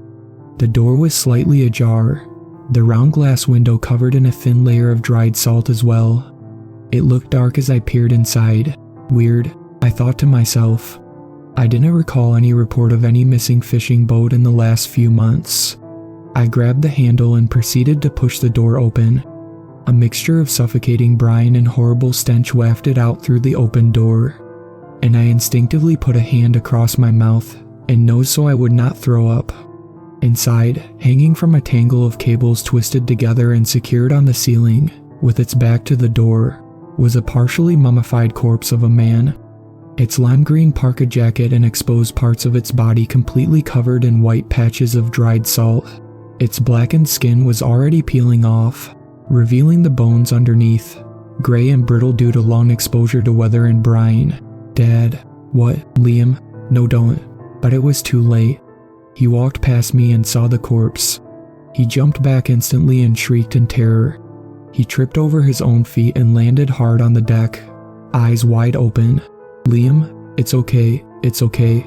I tried to calm him down, pulling him into my arms and dragging him away from the horrifying sight. "Is that a man?" he asked with trembling lips, breath wheezing in and out. "It's okay. Don't look," I told him as he tried to take a closer look at the lifeless body in the cockpit. This would probably traumatize him for the rest of his life. He had never seen a dead body in such a horrifying condition before. "Dad, maybe we should just leave it alone. Untie the boat," he said, still shaking all over. His skin felt cold as I half dragged him back to our own boat. "Nothing to be scared of, son. It's just a dead body. It can't do anything to you. I'm here, okay?" I bent over and hugged him reassuringly, trying not to show my own fear. "Just leave it alone, Dad, please," he begged, his blue eyes glistening with tears. "You go back inside now, okay?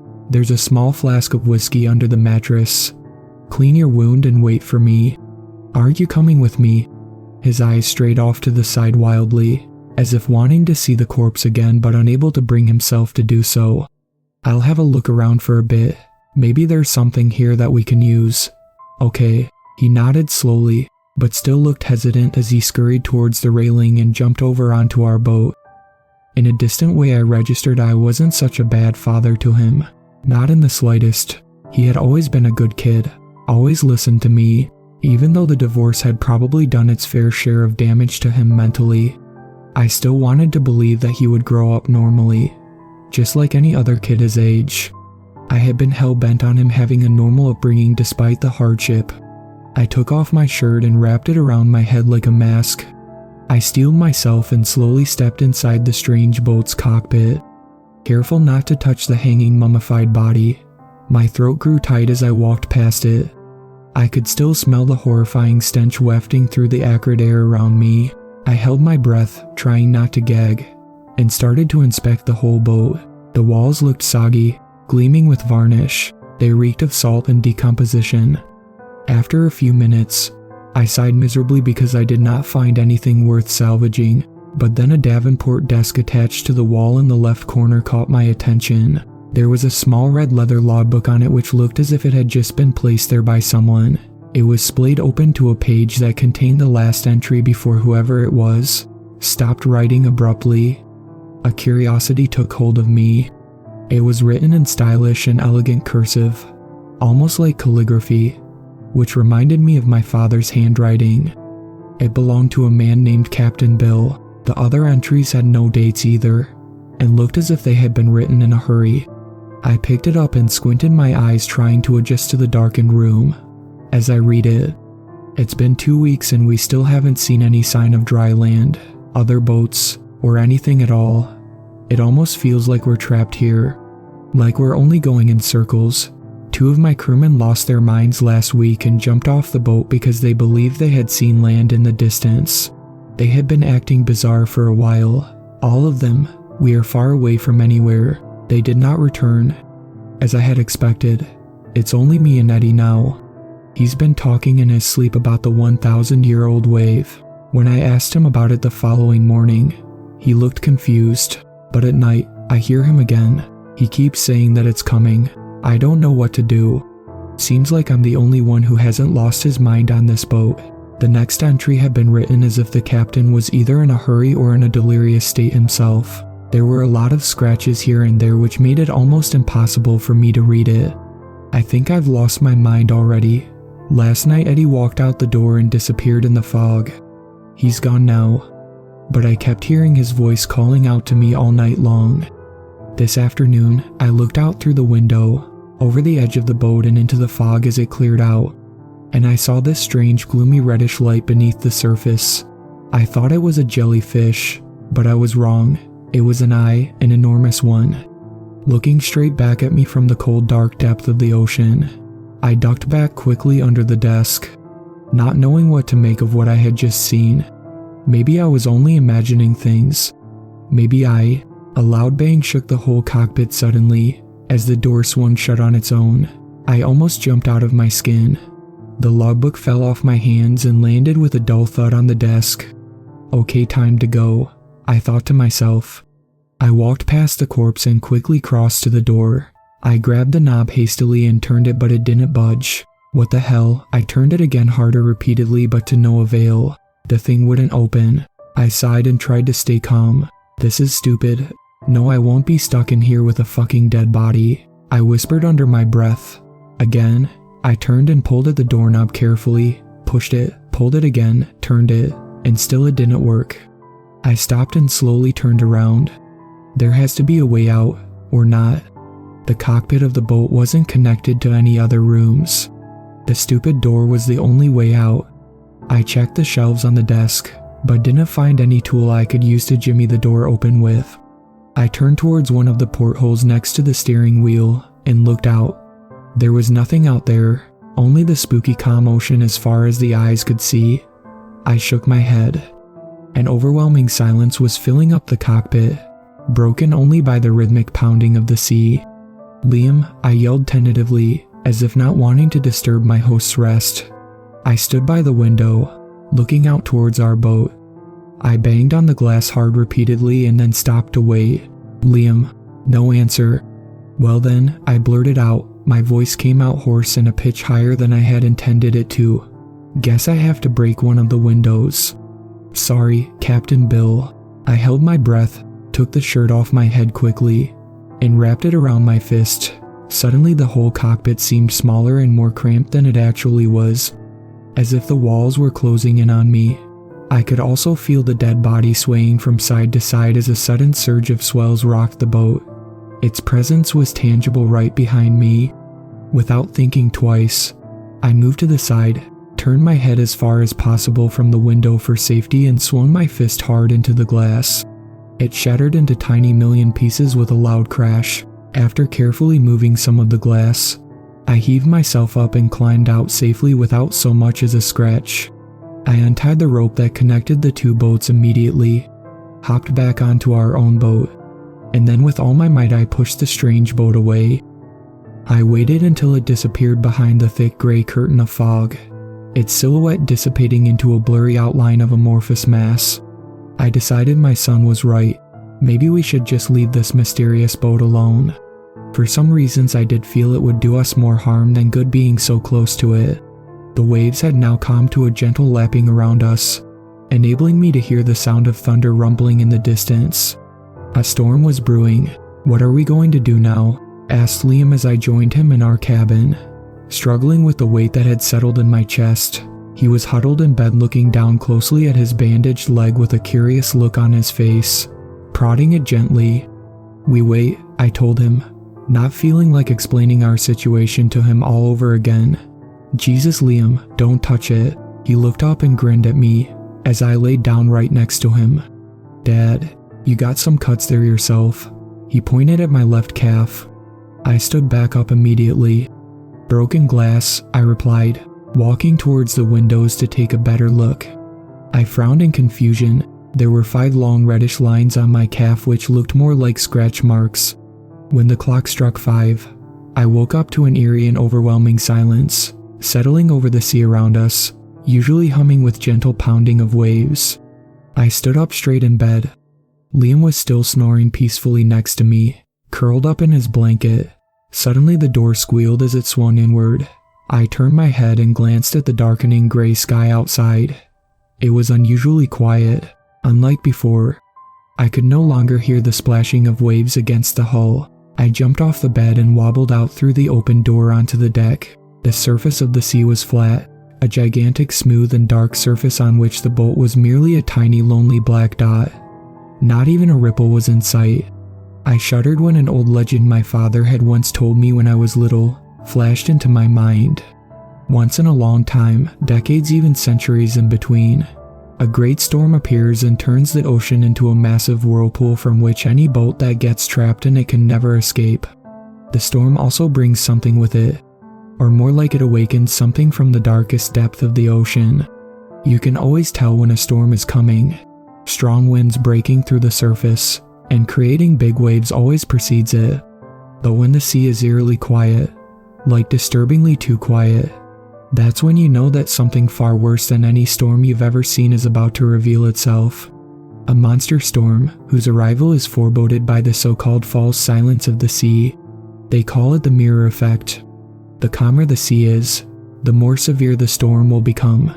For centuries people have vanished without a trace out in the open sea. Some adventures and misfortunes might be worth braving, but at what cost? Even the most daring and audacious seaman like my father knew where to draw the line between bravery and utter madness.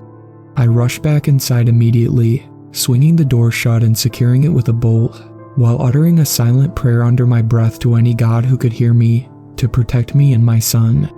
I shook Liam awake and told him what was happening and to get ready for it. He opened his eyes and frowned at me, bundled into his navy blue sweater which I had bought for him last Christmas, and he had been wearing everywhere he went. He did not ask too many questions this time. By the look on his face, I could tell he understood.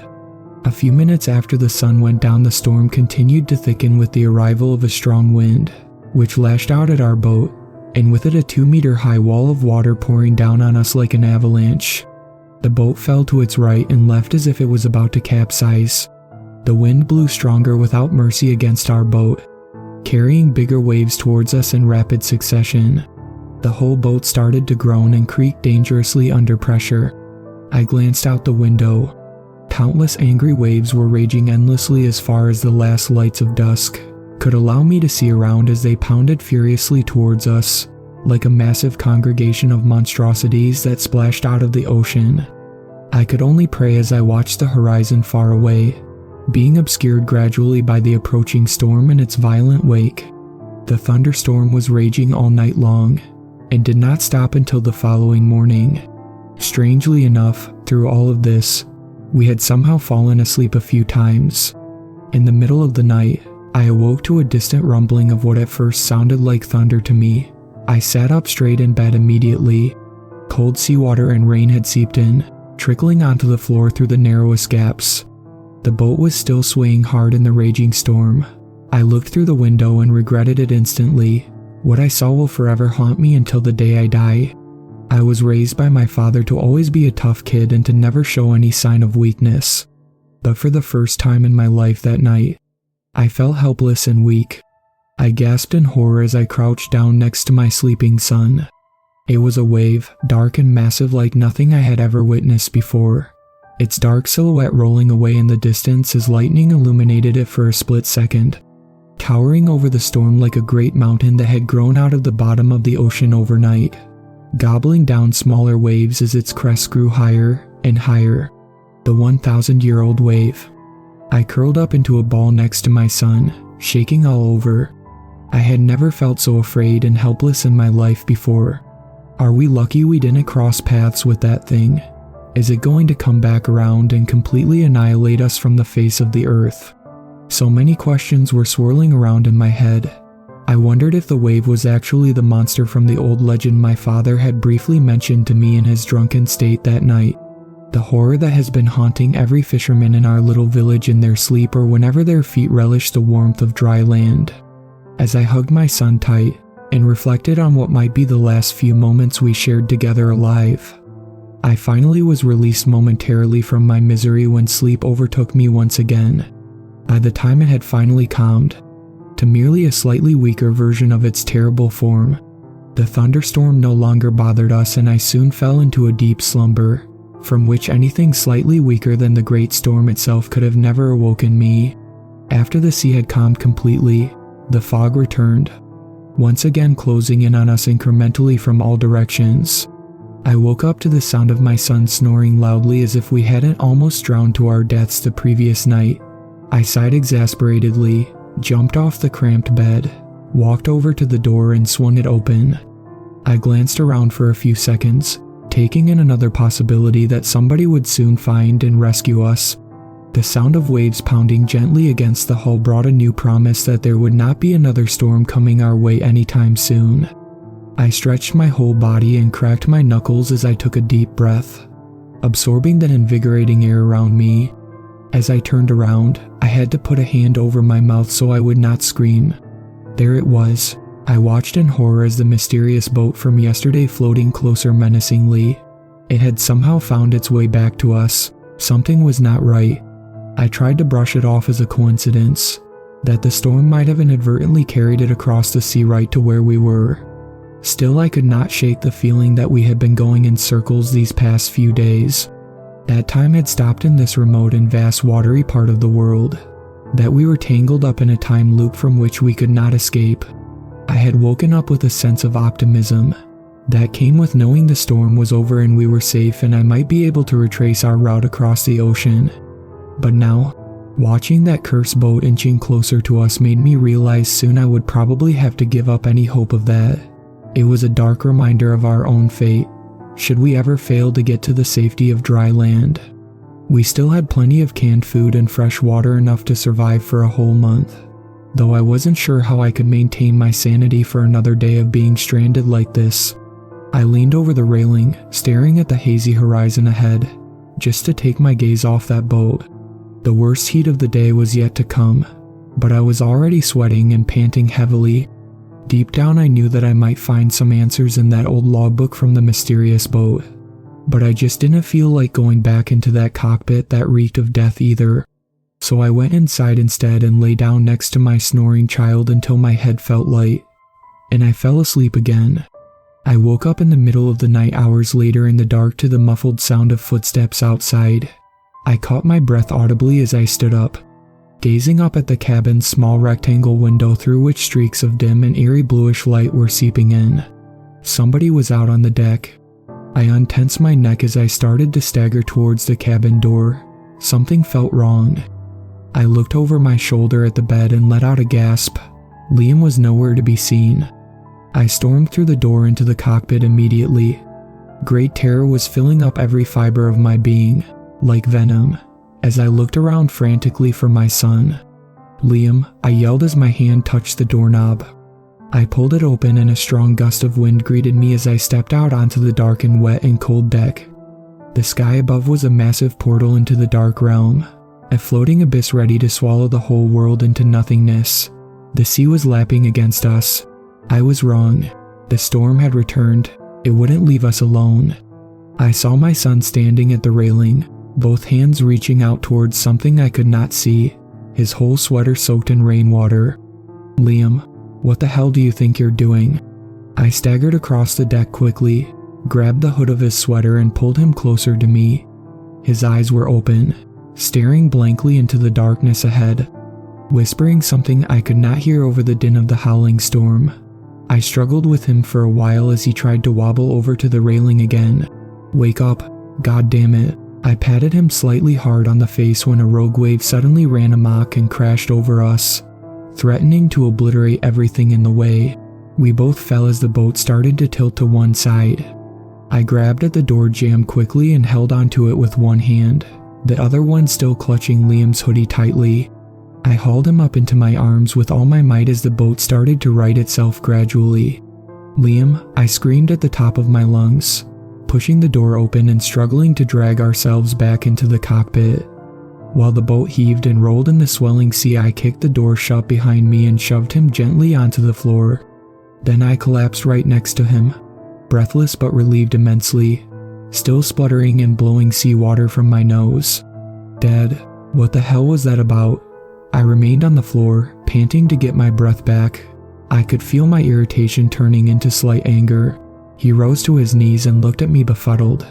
I don't know. I was sleeping and then I was dreaming and I thought I heard you calling me from outside.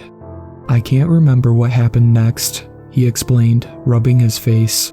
"From outside, I was sleeping right next to you. Son, how could you possibly think I was outside?" "I heard your voice, Dad."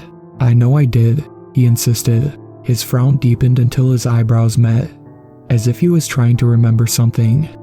"It's the boat." His voice trailed off. "What? The boat, Dad, the one with..." He paused for a few seconds as our eyes met. "I saw it too. It was there. It was out there in the storm. It has come back for us."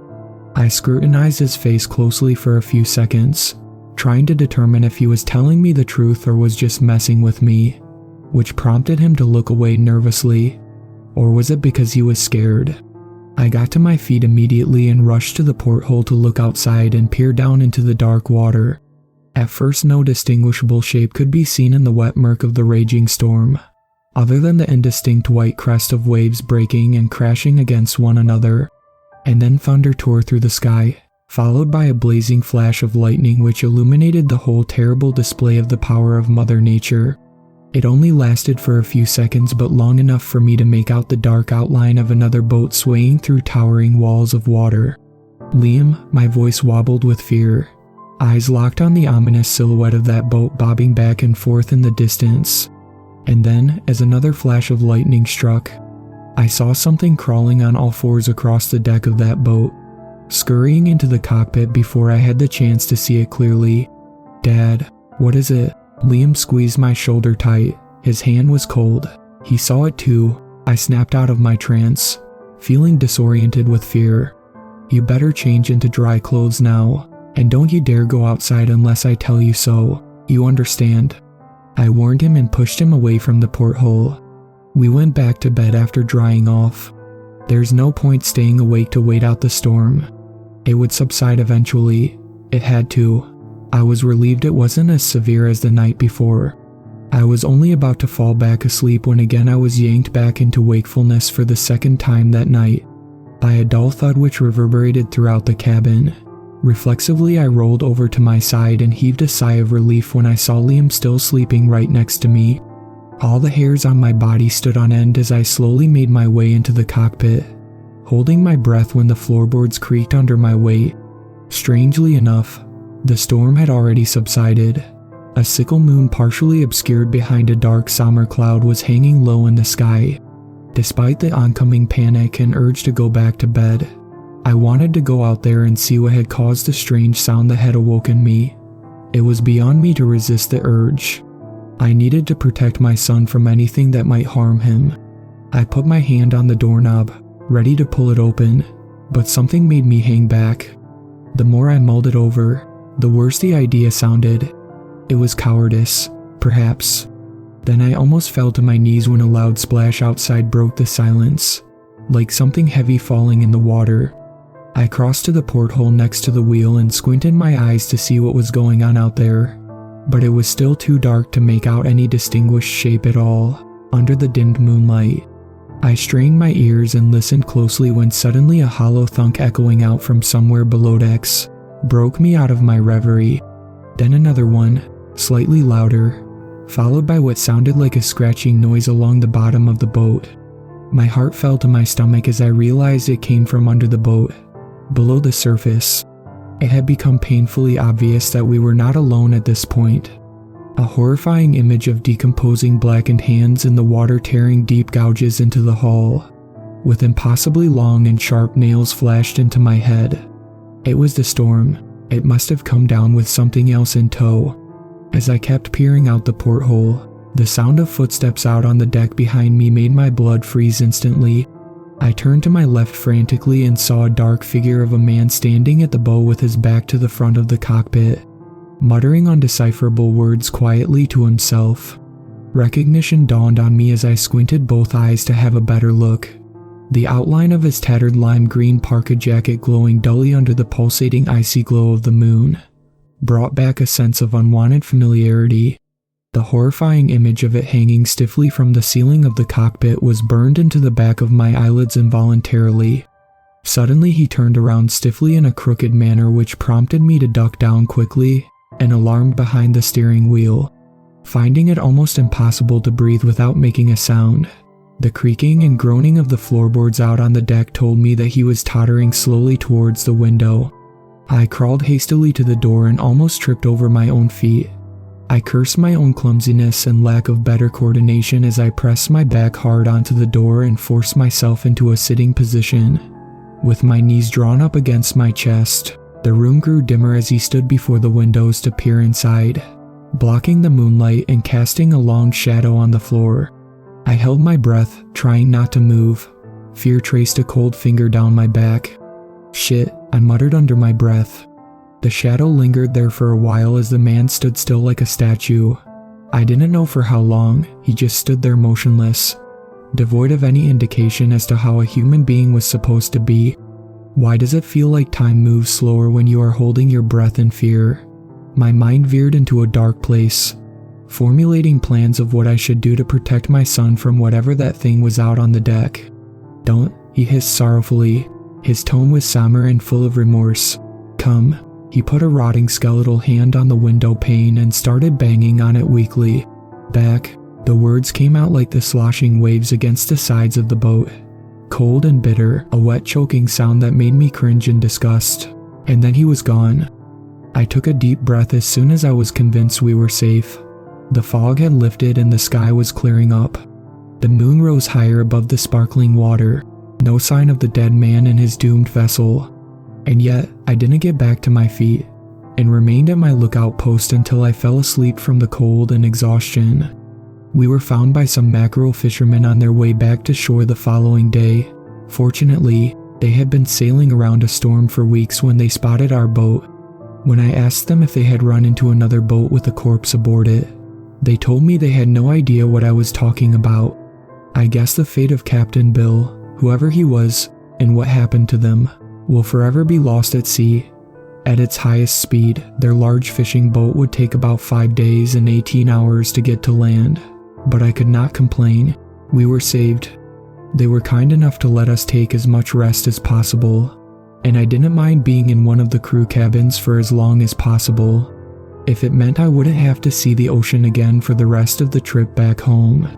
One afternoon I woke up and looked out the porthole to see a big dark cloud hanging ominously about the horizon in the distance, which instantly sent me into panic mode. I moved Liam over gently and slid into bed next to him, praying that the storm wouldn't catch up to us and once again enfold us in its cold, deadly embrace. When we finally got to land, I made a promise to myself and my son with considerable wisdom and trepidation regarding what happened out there, that my sailing days were finally over, that I would never again set foot on the shore, looking out into the sea and letting it lure me into its never-ending vastness. I sold my 2-story seaside house overlooking the bay at a slightly higher price than its construction cost, and moved inland far away from the smell of brine and the sound of murmuring waves crashing down on the shore. I wasn't even thinking of waiting for a perfect deal to come around. I was so ready to leave it all behind and start over somewhere else. I would like to end my story here, on a happier note, but unfortunately that's not the case. I am not making a big deal out of nothing. I know what I saw even though it has been more than 10 years. People in my humble coastal town are a bunch of traditional God-fearing folks who quote the Bible incessantly and far too frequently for their own good. And believe me, that town is swimming in them.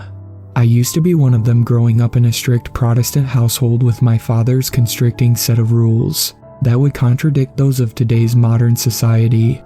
If there's one thing that my father might have done right, it would be his unwillingness to let me follow in his footsteps and become a fisherman myself. But history always repeats itself, unfortunately. In the years following our doomed venture into the vastness of the ocean, I have avoided the sea altogether, and yet there is one thing that has been nagging me immensely, and I cannot put a stop to it. When we were still stranded out there in the middle of the sea, I had the impression that time stood still around us, like we were going in a circle or trapped in a time loop of some sort. Imagine my surprise when they told us that we had been out in the sea for more than 2 weeks. Some things didn't add up. A huge search party had been sent out to comb a total area of more than 50,000 square kilometers off the coast of my hometown, where we had last been seen near the small fishing port. They had found no trace of my boat, which was absurd. It had only been a few hours after we passed the mouth of the bay when the boat engine broke down. How could they have not found us? We hadn't been that far out. Also, no large-scale thunderstorm had been reported before and during our fishing trip, which did not make any sense.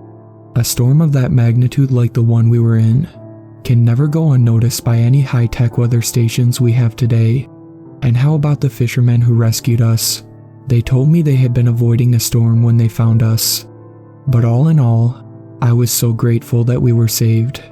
I didn't pursue the matter any further. I am so proud of my son and the path he has carved in this life for himself. I could only make as much use of watching him grow up to be the amazing young man he is today.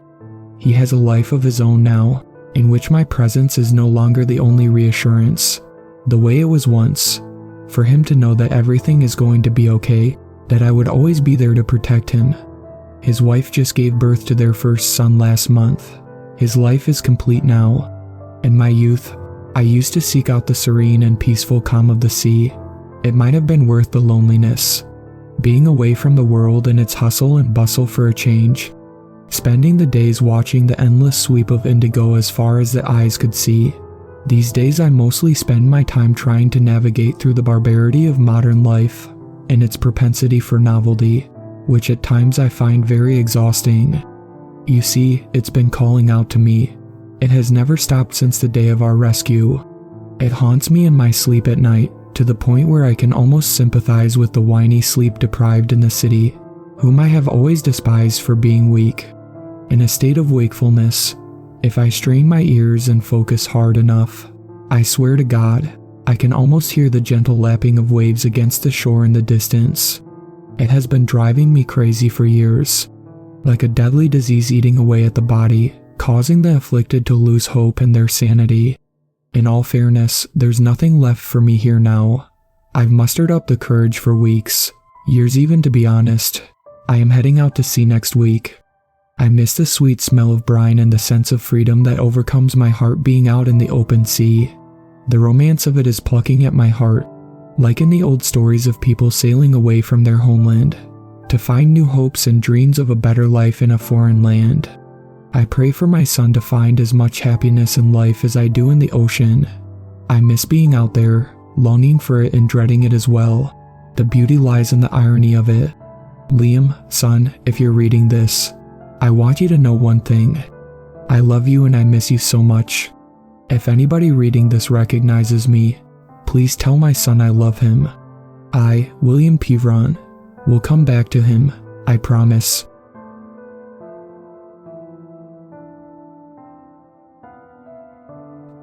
I never loved my stepbrother. Truthfully, I couldn't even say I liked him, but by no means did he deserve his fate, whatever it may have been. I'm putting my memories to paper now, as best as I can recall them, before the pills and therapy snatched them away forever. We became family when I was only 6 years of age. My mother died when I was barely out of infancy, and my father, in loneliness and grief, turned towards the first woman who showed an inkling of interest, or at least tolerance. After a long and tumultuous romance, they tied their vows and almost immediately began to make each other miserable, a theme which resonated between my new brother and me. Daniel wasn't a literal monster, but in the eyes of a younger sibling, he may well could have been.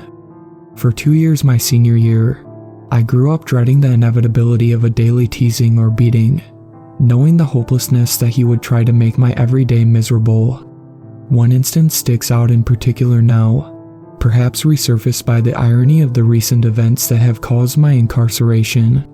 We grew up in a small country town, and our backyard consisted of a massive forest which stretched as far as a child could wander. I spent many hours in the woods, and where most children might feel lost or scared in the wild, I felt safe from the conflicts that ravaged my home, away from Daniel and the evil woman he called mother. Not too far into the woods, just up a hill and through a thick bramble, was a pond of decent size, old and stagnant and covered in a green film of algae. While most of the forest was a comfort, the pond always bothered me. I hated everything about it, from its sickly green appearance to the faintly putrid stench that the still water produced. But, as it was wide enough to cover a large stretch of the forest, it was necessary to pass by it during my hikes. One day, while I was unaware, my stepbrother decided to follow me. He stalked me through the forest as I explored, just out of sight, like a predator on the hunt. As I paused by the pond to gather stones, Daniel silently closed the gap between us, creeping between the trees as he approached. I never heard him coming. The next thing I knew, I was pushed through the air and tumbled down into the water, crashing through the layer of algae and into the dark cold of the pond, struggling for air, desperate to escape the murky water that I was sure would swallow me up and leave nothing to be found. As I fought to breach the surface, I found I was being held down, forced to hold the last bit of air that burned to escape my lungs. Every terrible fear I knew felt like a reality, waiting for me at the bottom of the pond. Finally, when I was all but sure that I would die, I found myself released.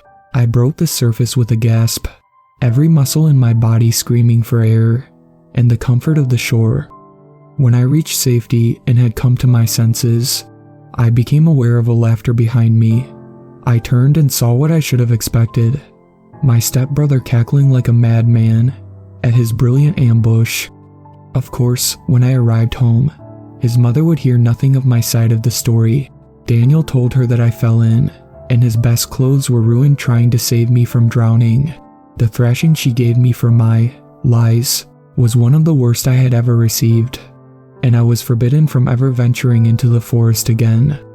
As I said, I never loved my stepbrother, but there was one time, and perhaps only one time, that I felt close to him. It only took the death of his mother. It happened when we were 17 and 19 respectively.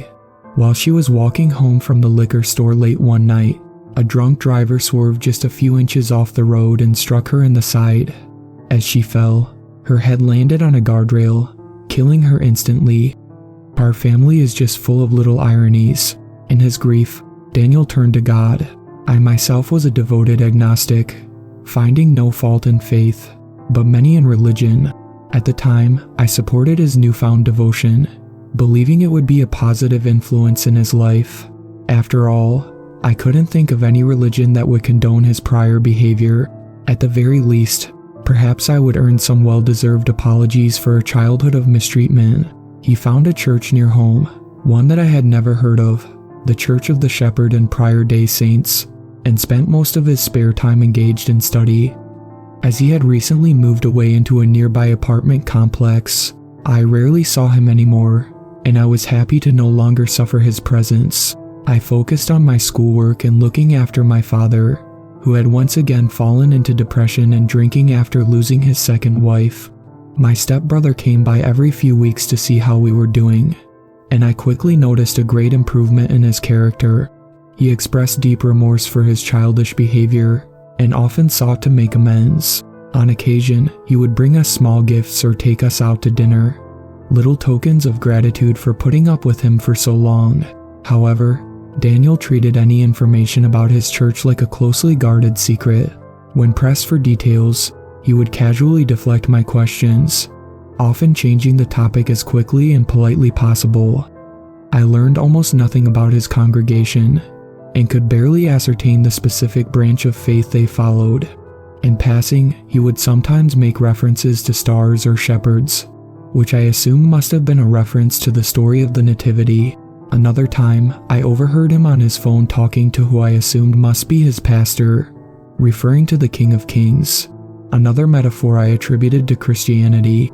Still, my brother was a private man, and I assumed, at first, that his reluctance to talk about his church stemmed from a desire to not impose his faith upon us, a position that I, at the time, was happy for. Then, almost 6 months to the day of his mother's death, he told us that he planned to be rebaptized. Of course, my father and I approved. He wanted us present at the function, which would be held the following Sunday at a lake not far from home. I found myself feeling anxious as the date approached, as I was not accustomed to the ritual and pageantry of religion.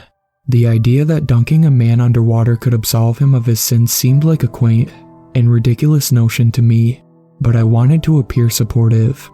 After all, anything that would help my stepbrother become a better man had to be something worthwhile. The day came, my father and I arrived dressed in our best clothes, which, given our finances, weren't much to speak of. My father was so proud. He managed to stay sober for the event, which was a small miracle unto itself. There were fewer parishioners present than I thought there would be, only about a dozen in all, not including the pastor and my stepbrother. The pastor was an older man. I estimated somewhere in his late 40s from his balding head. He was sporting a robe that was all black, save for a small crimson emblem emblazoned near his right breast that, from a distance, appeared to be a cross, wreathed in flames. He was pale, almost sickly, and wore spectacles that looked like they were designed in some earlier century. Yet, what stands out in my mind now, above all else, was his smile, a grin that stretched from ear to ear, like you'd imagine a shark would wear before feeding. Daniel approached us out of the crowd, looking as pleased as I'd ever seen him. He moved in for a hug, which I modestly returned. "I'm so happy you both could make it," he exclaimed, making no attempt to hide his joy. "This is a big day for me, a huge day. Today everything turns around. I swear it." He paused. "And then, brother." The words took me back a bit, and for a moment, I was left speechless. In all the years I had known him, we had never been willing to consider each as other true siblings, and this was the first time I had heard him call me as such. "I'm happy to be here, Dan," I stumbled over my words, still not ready to extend the same courtesy. Though in time, I thought, maybe one day, soon, I could. "I'm terribly sorry to interrupt," the pastor exclaimed from the lake's edge, "but we do have appointments to keep, Daniel." "Excuse me, Father," my dad said, a little shocked, as was I, by the pastor's rudeness. "We just got here, and we'd like a few words with—" "No, Dad, it's all right," Daniel said, cutting him off mid-sentence. "There are rules we have to follow. It's okay, we'll be done in just a minute." He turned from us and returned to the group, noticing them now for the first time. I saw that none of them were wearing clothes that one would consider appropriate for such a special occasion. In fact, all of them were wearing the same outfit, a bland black and white wool garment that would have looked more at home in an Amish community. I began to wonder if my brother had joined some kind of a cult, but followed them anyway, down to the water's edge. As my stepbrother began to wade into the lake, hand in hand with his pastor, he paused and looked back towards my father and I, with a look that I can only describe as concern, or perhaps even remorse, and said 3 words that will haunt me till my grave: "Don't be afraid." And, before I could ask him what he meant, he turned back and walked out into the water. As he moved deeper, the crowd around us, without cue, began to sing a strange hymn that I had never heard before, ominous, but at the same time, uplifting. The inflection in their tone was closer to a chant than a melody. It was around the time that I realized they were singing in perfect Latin, that I knew something was terribly wrong. I dare not even attempt to transcribe it here.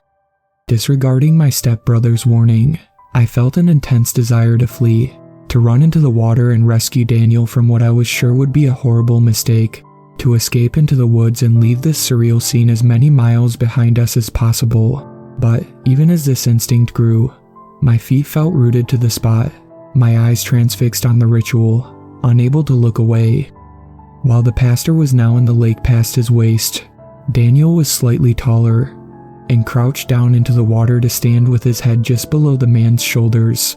He looked up to the pastor, his face awash in awe, as the man raised his hand above my stepbrother's head and began to speak. "We are here today to cleanse our brother Daniel of his sins," he started, "to wash his spirit clean in this holy lake, and present him to our Lord as a man of faith renewed, his soul reborn, his devotion absolute." He closed his eyes then, and with a look of utmost concentration, uttered a chant in another tongue, one that I still haven't been able to place to a region or time in known history. Even without knowing their meaning, I could sense a power in those words, one that no other religion could claim authority over.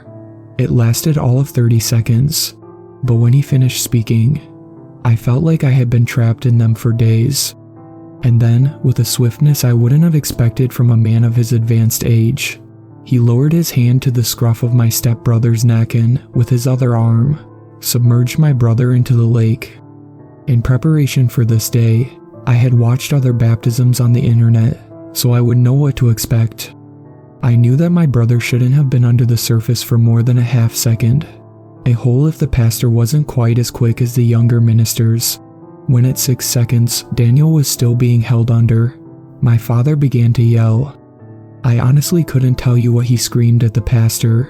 The next minute of my memory is still terribly muddled by what transpired.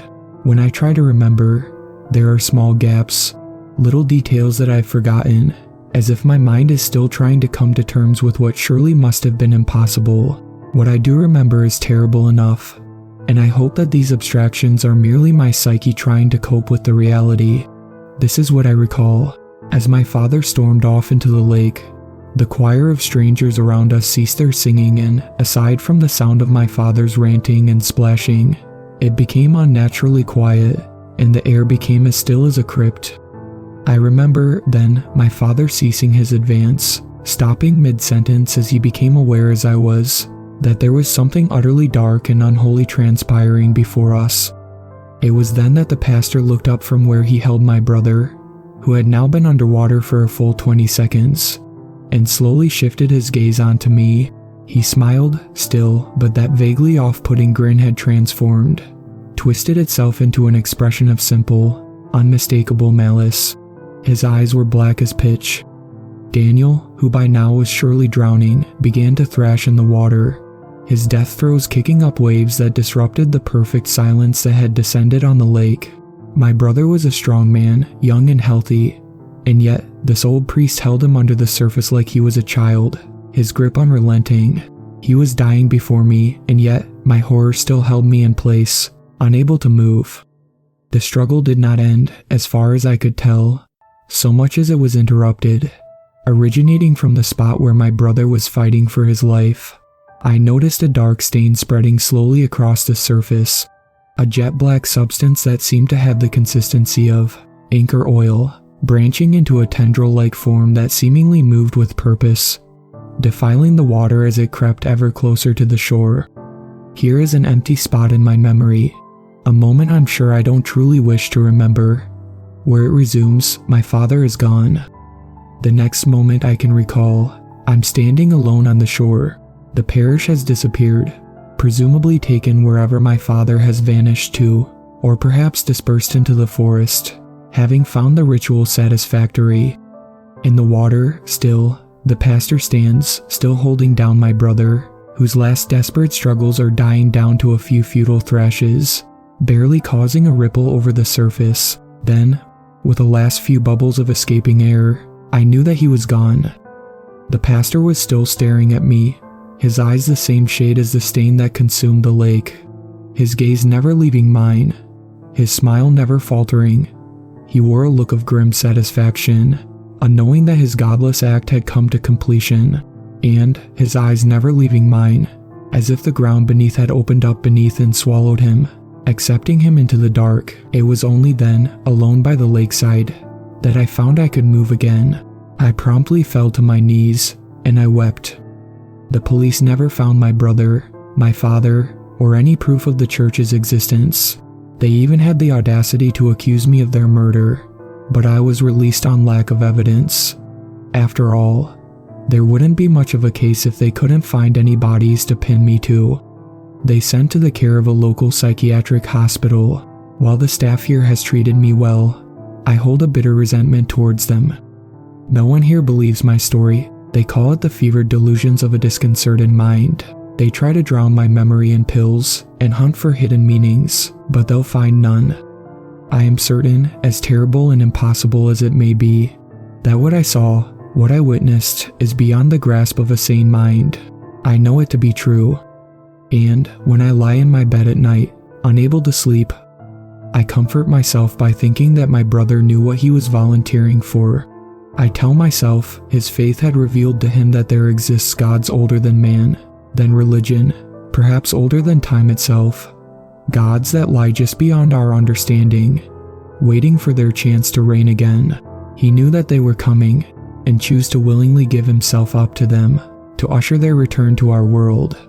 And I hear, as if he were standing beside me, his final message: don't be afraid.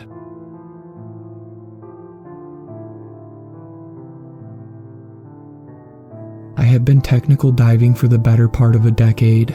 Something about the ocean and all its unexplored wonder has always drawn me to the deep. An entire uncharted, alien world lurks just beneath us, just waiting to reveal its mysteries to those daring enough to take the plunge. I guess you could say that diving is my passion. It has been my entire adult life. Now I can't even bring myself to go near the deep end of the pool without having a panic attack. It all started when one of my best buddies approached me with the idea to go on a little excursion. Todd had a fairly formidable boat that he carved out a living with by engaging in, let's just say, less than legal activities. Anyway, some reputable character that Todd helps move cargo into the country had told him about a cave several miles off the coast of his own country. Truth be told, no matter how much time I spend on the background of how we found ourselves 100 feet below sea level, I'll still never understand why or how I agreed to such a misguided idea. It hardly matters now.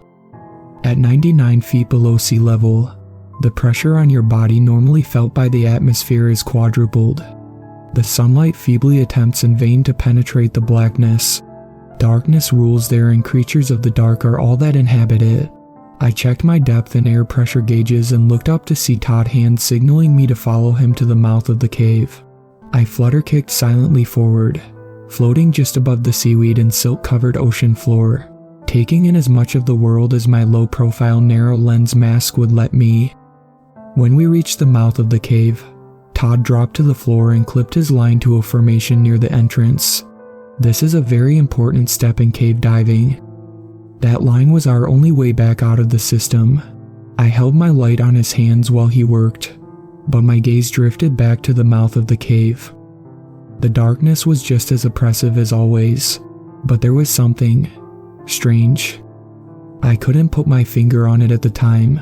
The ominous black maw was somehow more intense than it should be. Then I heard it, a low-pitched roar from out of the deep. A thunderous echo sounded from so far below. It was a whisper by the time it reached us. That's the strange thing about your hearing when you dive that far down. You don't just hear, you feel. You feel it in your chest, in your bones. The noise echoed through me and I felt my stomach drop. We hadn't come this far for nothing though, and we dutifully pressed on. Todd held the line and made entrance first, and I followed behind. My hand trailed along the line as it unfurled.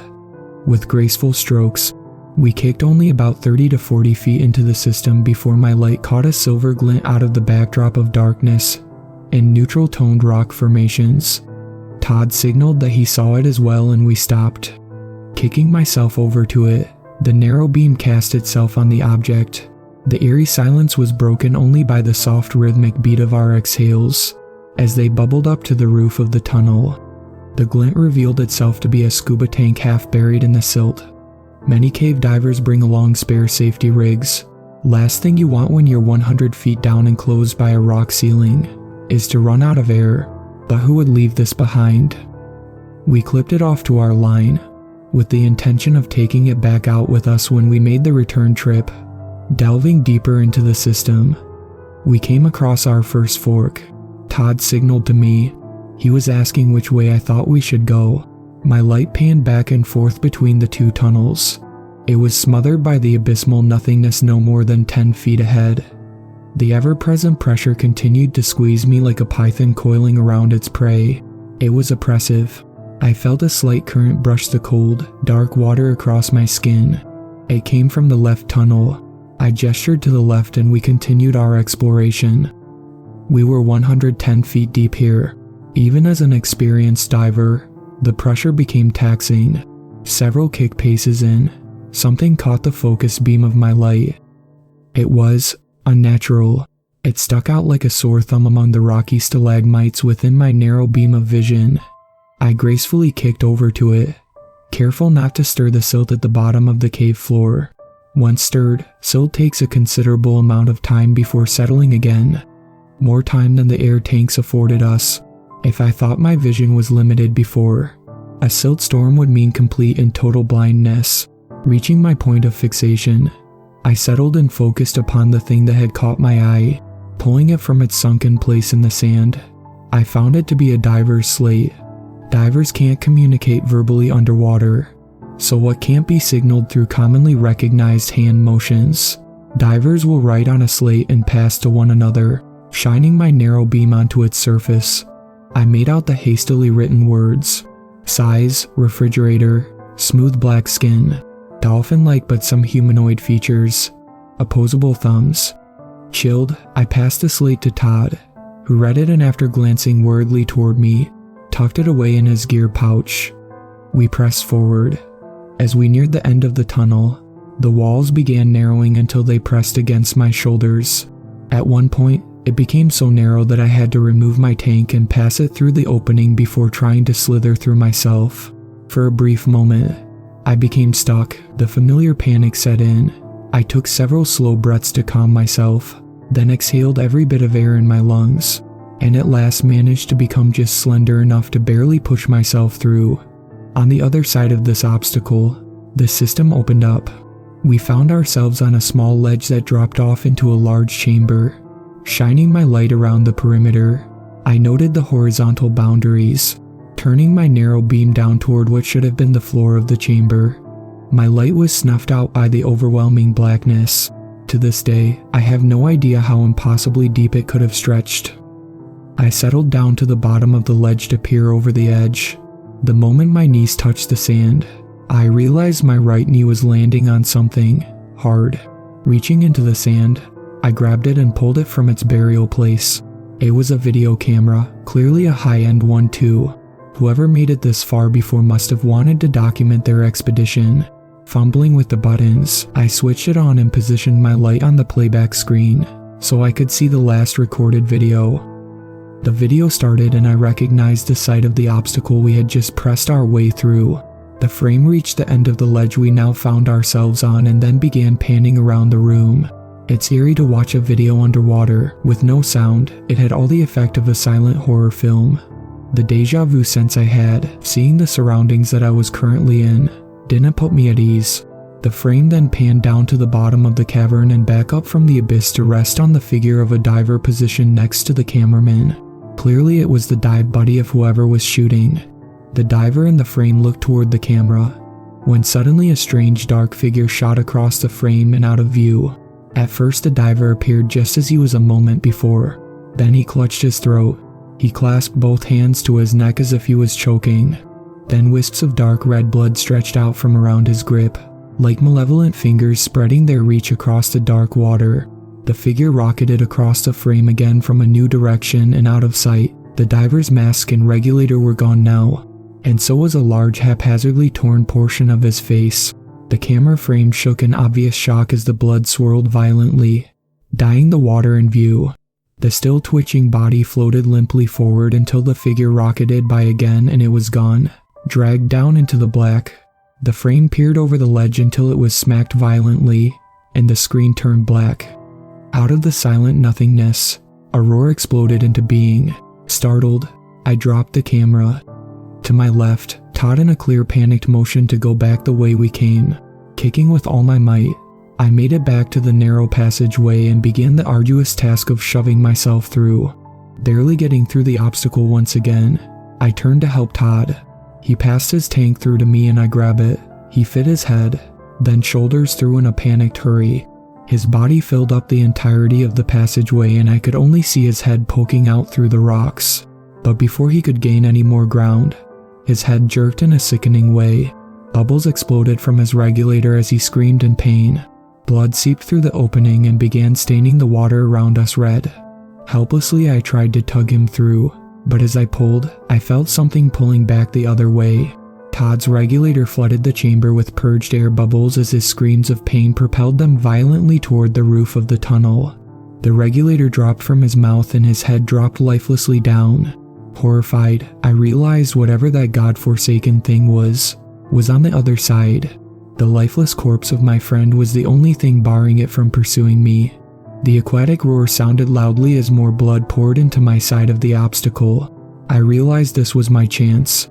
It is with shame I admit that I left my friend there so I would have time to make my escape.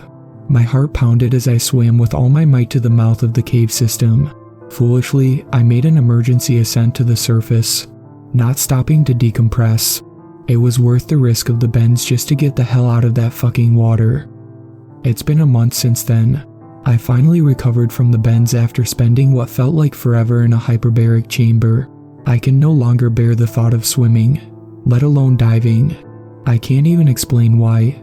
All the proof I had of that wretched thing is buried in that cave with the body of my friend. I couldn't keep this to myself. I barely cling to my sanity as is. I had to tell someone, somehow, so I will post it here. Hopefully this will be a warning to all those seeking the mysteries of the deep.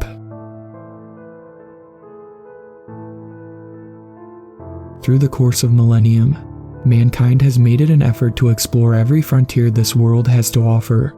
Every undiscovered region has been prioritized by humans to conquer, no leaf ignored, no stone unturned. The predetermined notion is that mankind is at the top of the food chain, apex predators with no natural superior, nothing to stop us other than our own willpower. I mean, we'd made it this far, right? Wrong. A few years back I embarked on a research expedition studying the migration habits of blue whales in the Pacific Ocean, and while on that trip I realized that we are in fact not the Earth's apex predators. In fact, we are most likely relatively low on the food chain. Please forgive me, I'm rambling. Let me introduce myself. My name's Zach Kegrel. I'm a marine biologist that specializes in the feeding, migration, and mating habits of whales, particularly the blue whale, the largest animal on Earth, or so I thought. Through all of my years in practice, there was nothing more exhilarating than putting on a dive suit and swimming within an arm's reach of a creature so astronomically massive just to be able to poke a tracker in it. It was almost humbling, looking into an eye the size of your head and gazing into its soul as it swims past you, leaving a wake that propels you backwards. It gave me an adrenaline rush like never before. I'd embarked on many expeditions in the past, my most recent accomplishment being able to determine and predict with 90% accuracy down to the grid point the location of certain pods during certain times of the year due to the movement of certain swarms of krill. The expedition that led me to writing this story was the test drive for this accomplishment. We were going to see if what I had predicted was actually accurate. We had a small team of researchers, Dr. Sarah Renger, a fellow marine biologist, Dr. Jacob Agapov, a Russian oceanographer, Dr. Chris Hatfield, an American oceanographer, and myself. Accompanying us on this expedition was a small crew and a captain whose sole job was to maintain the ship and get us from point A to point B. We got a 5-day trip ahead of us. "You ready, Slugger?" said Sarah. Slugger was a nickname I had picked up a few years back in a colleague's softball game, when I proceeded to hit the ball straight out of the park and land us a grand slam, securing my team's win. "I think I have had enough time to get my sea legs under me. It's not me you should be asking," I replied, giving a slight gesture to one of the crew members who was looking exceptionally sick. After the team and crew were done preparing for the journey, we all met in the bridge to discuss the location to where we were headed, and what we all needed to do since the mission was to test my hypothesis. I was deemed a leader, and subsequently gave the briefing. "Alright everyone, listen up. Before we get into it, I would like to thank Captain Ryder and his crew for allowing me and my team to use his vessel. I'm sure if we all do what we're supposed to do and pursue our jobs correctly, we will be able to get along just fine." That got a good condescending laugh going around the crew. Captain Ryder took a long drag off of his cigarette and proceeded to scoff. I gave a quick glance to Chris, who mouthed to me, "Great going, jackass," rubbing the back of my neck, making it very obvious of my nervousness. I continued, "We will be heading to grid point, 34 degrees, 50 minutes, 9 seconds north, 141 degrees, 13 minutes, 3 seconds west. If my estimations are correct, that should be exactly where a pod of blue whales migrated to. My team will be based in the lower bunks and will be conducting our operations on the upper deck. Why do we have to give up a part of our upper deck for a bunch of white-collar scientists?" One of the crew members blurted out. After a few nods of agreement between the crew, Sarah chimed in. "Listen, we all know this arrangement isn't ideal, but if with your cooperation we can get this done as smoothly as possible, 5 days there, 2 days spent studying, and 5 days back, 12 days, I think we can all make it through that.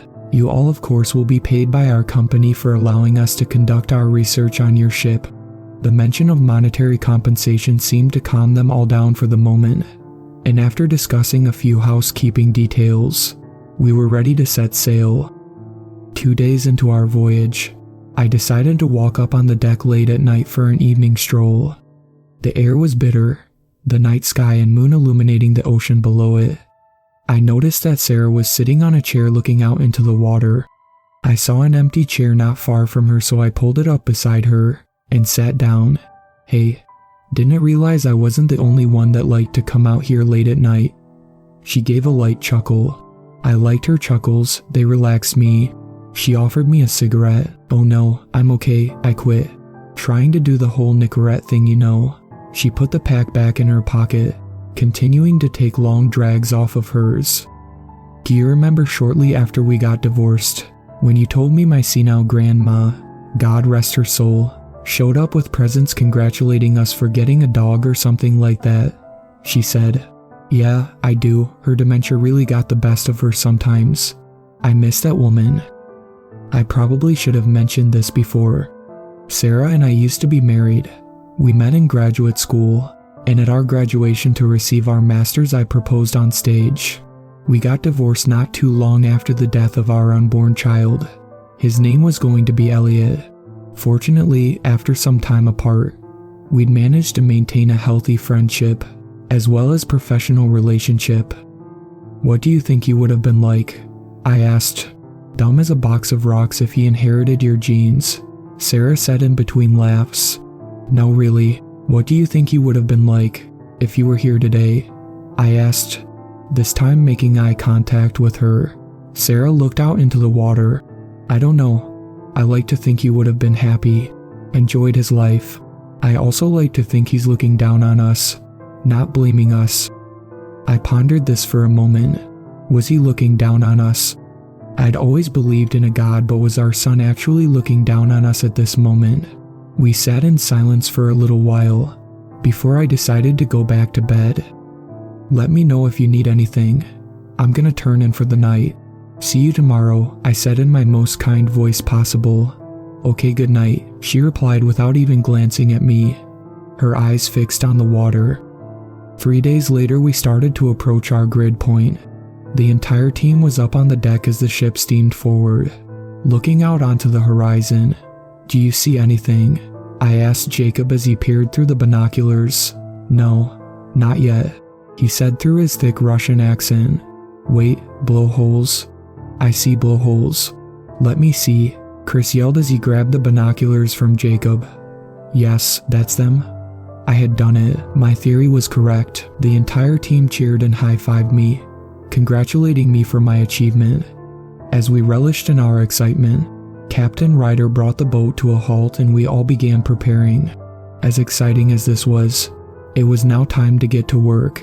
We ran down to our bunks, grabbed our equipment, and started to set up shop on the deck. Me, Sarah, and Chris grabbed our dive suits, our spears to place trackers on the whales, waterproof cameras, as well as oxygen kits.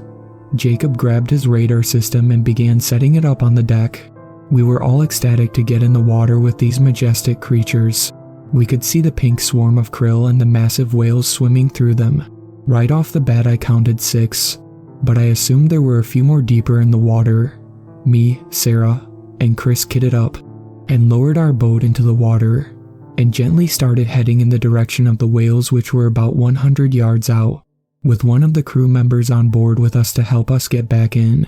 Jacob elected to stay behind in order to confirm if we had successfully placed our trackers on the whales.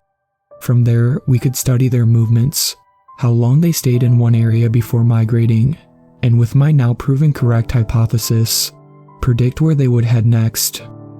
We brought the boat to a stop at around 70 feet from the whales, as not to spook them. I was the first in.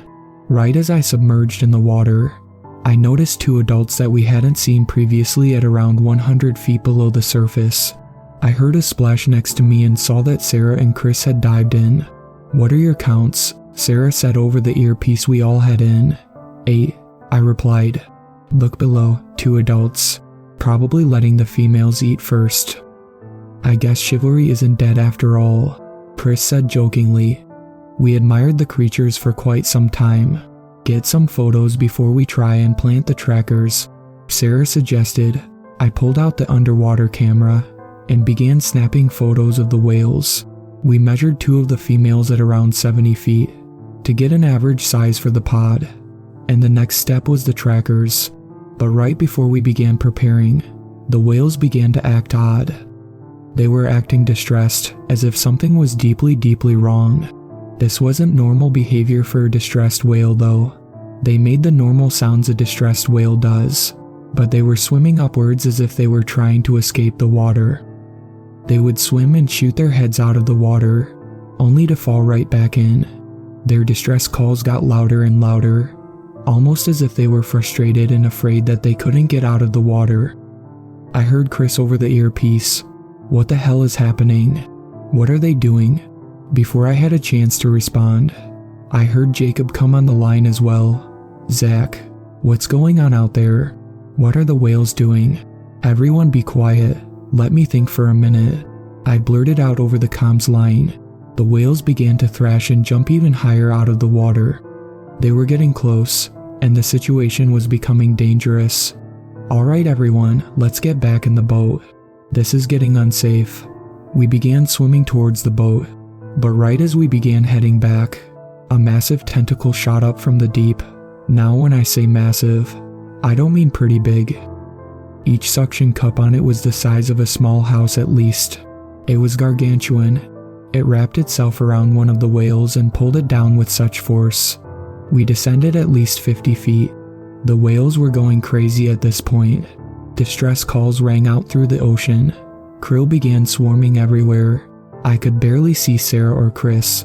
"What was that?" Chris screamed out. "I don't know," I heard Sarah yell. "What is going on out there?" Jacob screamed into the mic. The entire scene had turned into utter chaos. We began swimming up to try and reach the boat. But right at that moment, another tentacle shot up from the deep and wrapped itself around another whale. The whale screamed out in agony before it was wretchedly pulled down to its watery grave. The force of the pull yanked us down even deeper. It was getting unsafe to be at this depth. We needed to get out of here immediately. We needed to get as far away from whatever eldritch horror lurked beneath us. We began swimming up again. Chris about 50 feet to my left. Sarah? I couldn't find Sarah. I looked panically around me, but there was no sight of her. "Where's Sarah?" I yelled over the mic. Chris began to look around too. "Did she already make it up?" he asked. At that moment, we heard crackling over the earpiece. "I'm over here, to your right, Zach." I looked over and saw her about 70 to 80 feet away from me. "You need to swim in our direction and up now," I demanded. I noticed there was a whale above her. "Sarah, get away from that," was all I could get out before one of those god-forsaken tentacles shot up from the depths and pulled the whale under, catching Sarah in its wake. I began to scream over the microphone. Jacob was screaming like crazy, demanding I tell him what was happening. I didn't care. My ex-wife, the would-be mother of my child, my close friend, was dead. I couldn't compose myself any longer. I began hyperventilating, burning through my oxygen, when I felt something slam into me. It was Chris. "Get yourself together, man. Sarah is gone. We have to save ourselves." It was then we heard the loudest sound either of us had ever heard in our lives. It sounded like 1,000 train engines going off at once. 100 nuclear explosions all happening at the same time. The ocean shook violently. "Zach, if you don't tell me what the hell is going on right now, I'm diving in there myself." I heard Jacob scream with all of his might over the mic. Still ignoring him, me and Chris looked down. Around 20 tentacles, each at least 2,000 feet in length with suction cups the size of landing pads, began rising up from the depths. As they grew closer, we noticed hundreds upon hundreds of smaller tentacles writhing and wriggling near the maw of whatever this beast was. While we weren't paying attention, the massive tentacles had proceeded to rise out of the water. Once again I heard Jacob's voice. However, he wasn't talking to me this time. In the background I heard mass confusion between the crew members. "My God, what is that?" he spoke. Jacob's voice over the mic must have snapped me and Chris out of our trance, because we immediately began swimming upwards. As if despair was destined that day, however, I heard Chris scream out in agony. I snapped my head around and saw Chris had been pierced with a stinger-like limb that had shot out of one of those massive suction cups. I watched as that massive tentacle lowered itself down into the ocean, taking Chris with it. It was only a matter of time before I was next. I couldn't stop. I had to swim. Keep swimming. Keep swimming. Don't stop. I then heard a loud cracking noise. I looked in the direction of the sound and saw another tentacle had wrapped itself around the ship and was beginning to pull it under. I saw crew members dive into the water in a feeble attempt to escape the beast's grasp. But similar to the spear that had gotten Chris, tiny biological harpoons were shooting out of the suction cups and picking off each sailor one by one. It was as if the tentacles had minds of their own. As tragic as this was, it was distracted. This was my chance.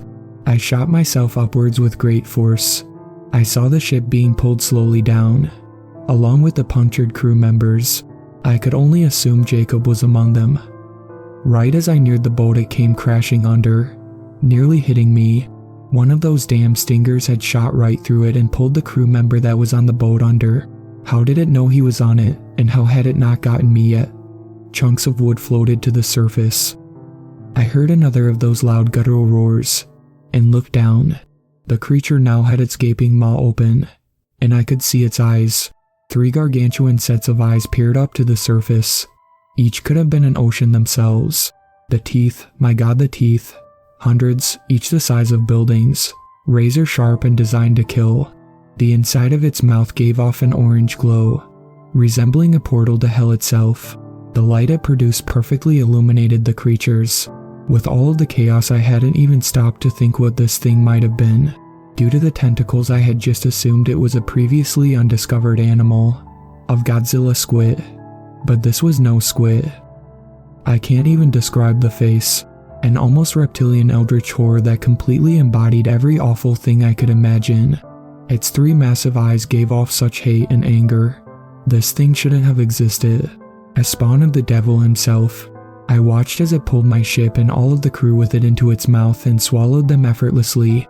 I stared at it, hoping it would pierce me like it did Sarah, and Chris, and the crew. I was begging it to, but it never did. It just sat there, gazing up to the surface with that unfiltered raw anger and hate burning in its eyes. It gave off one more ear-piercing roar before it descended into the deep. I sat there floating, watching it get deeper and deeper until the very tip of the longest tentacle eventually disappeared into the deep. I was at a loss for words. As if on autopilot, I propelled myself up to a floating piece of driftwood left behind from the destroyed boat. Thankfully, it was big enough for me to climb onto. I lay there for hours, completely hopeless, stranded. I remember thinking to myself, I'll probably die out here. I was fine with that at this point. I had fully accepted it. That was the last thing I remember before passing out. I awoke to the sound of helicopter blades getting closer. Through my blurred vision, I saw a Navy vessel in the distance, and a helicopter approaching. I had apparently been adrift for 2 days, completely unconscious and barely hanging on to life. Navy doctors were amazed at how I was alive with how dehydrated I was. After a few days spent recovering, I was interviewed by representatives of the company I worked for, as well as the company that built the ship we were on. I had to explain why 3 of my colleagues were dead, and why a ship disappeared, along with the crew, me being the only survivor. It was faulty equipment and poor maintenance. One of the motors overheated and exploded, causing a reaction with the fuel. I was on the deck for a late night stroll when I saw the stern of the ship go up in flames. I tried to warn people, but the fire quickly spread, and I had no choice but to hop into a lifeboat. The fire reached the boat and burned away most of it quicker than I could lower it, and by the time I reached the water, I was left with only a piece of driftwood, was what I told them. It was give them a BS story that they could put in the headlines, or tell them the truth and be deemed delirious and traumatized and admitted into a psych ward. I used to not believe in monsters, biblical stories from the ancients of leviathans and horrors beyond our understanding. I thought it was all make-believe. As I sit here typing this now, 3 years later, I still refuse to step foot in the ocean. I retired as soon as I returned to shore, using the money I had saved up to live within my means for as long as I can. Now and then I think about my colleagues, especially Sarah. I like to think she is looking down on me with our would-be child, just like we talked about on the deck that one night. If you're reading this, the ocean is an untamed, lawless, alien world that lives subsequent to ours.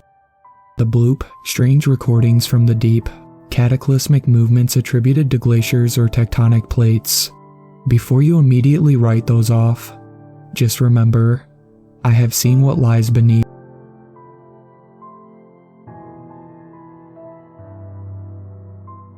It was discovered 25 miles off the coast of Maine by a lobster fisherman. The tip of a rusted rung ladder, patinated and crusted with barnacles, jetting up through the ocean's glassy skin. You haven't heard about it on the news. The Navy buttoned it down faster than you can say Semper Fortis. Sonar scans showed the ladder descended in a vertical line for 8 miles. That's 6 miles past the ocean floor, disappearing into a newly discovered trench that made Mariana look like the shallow end of the pool.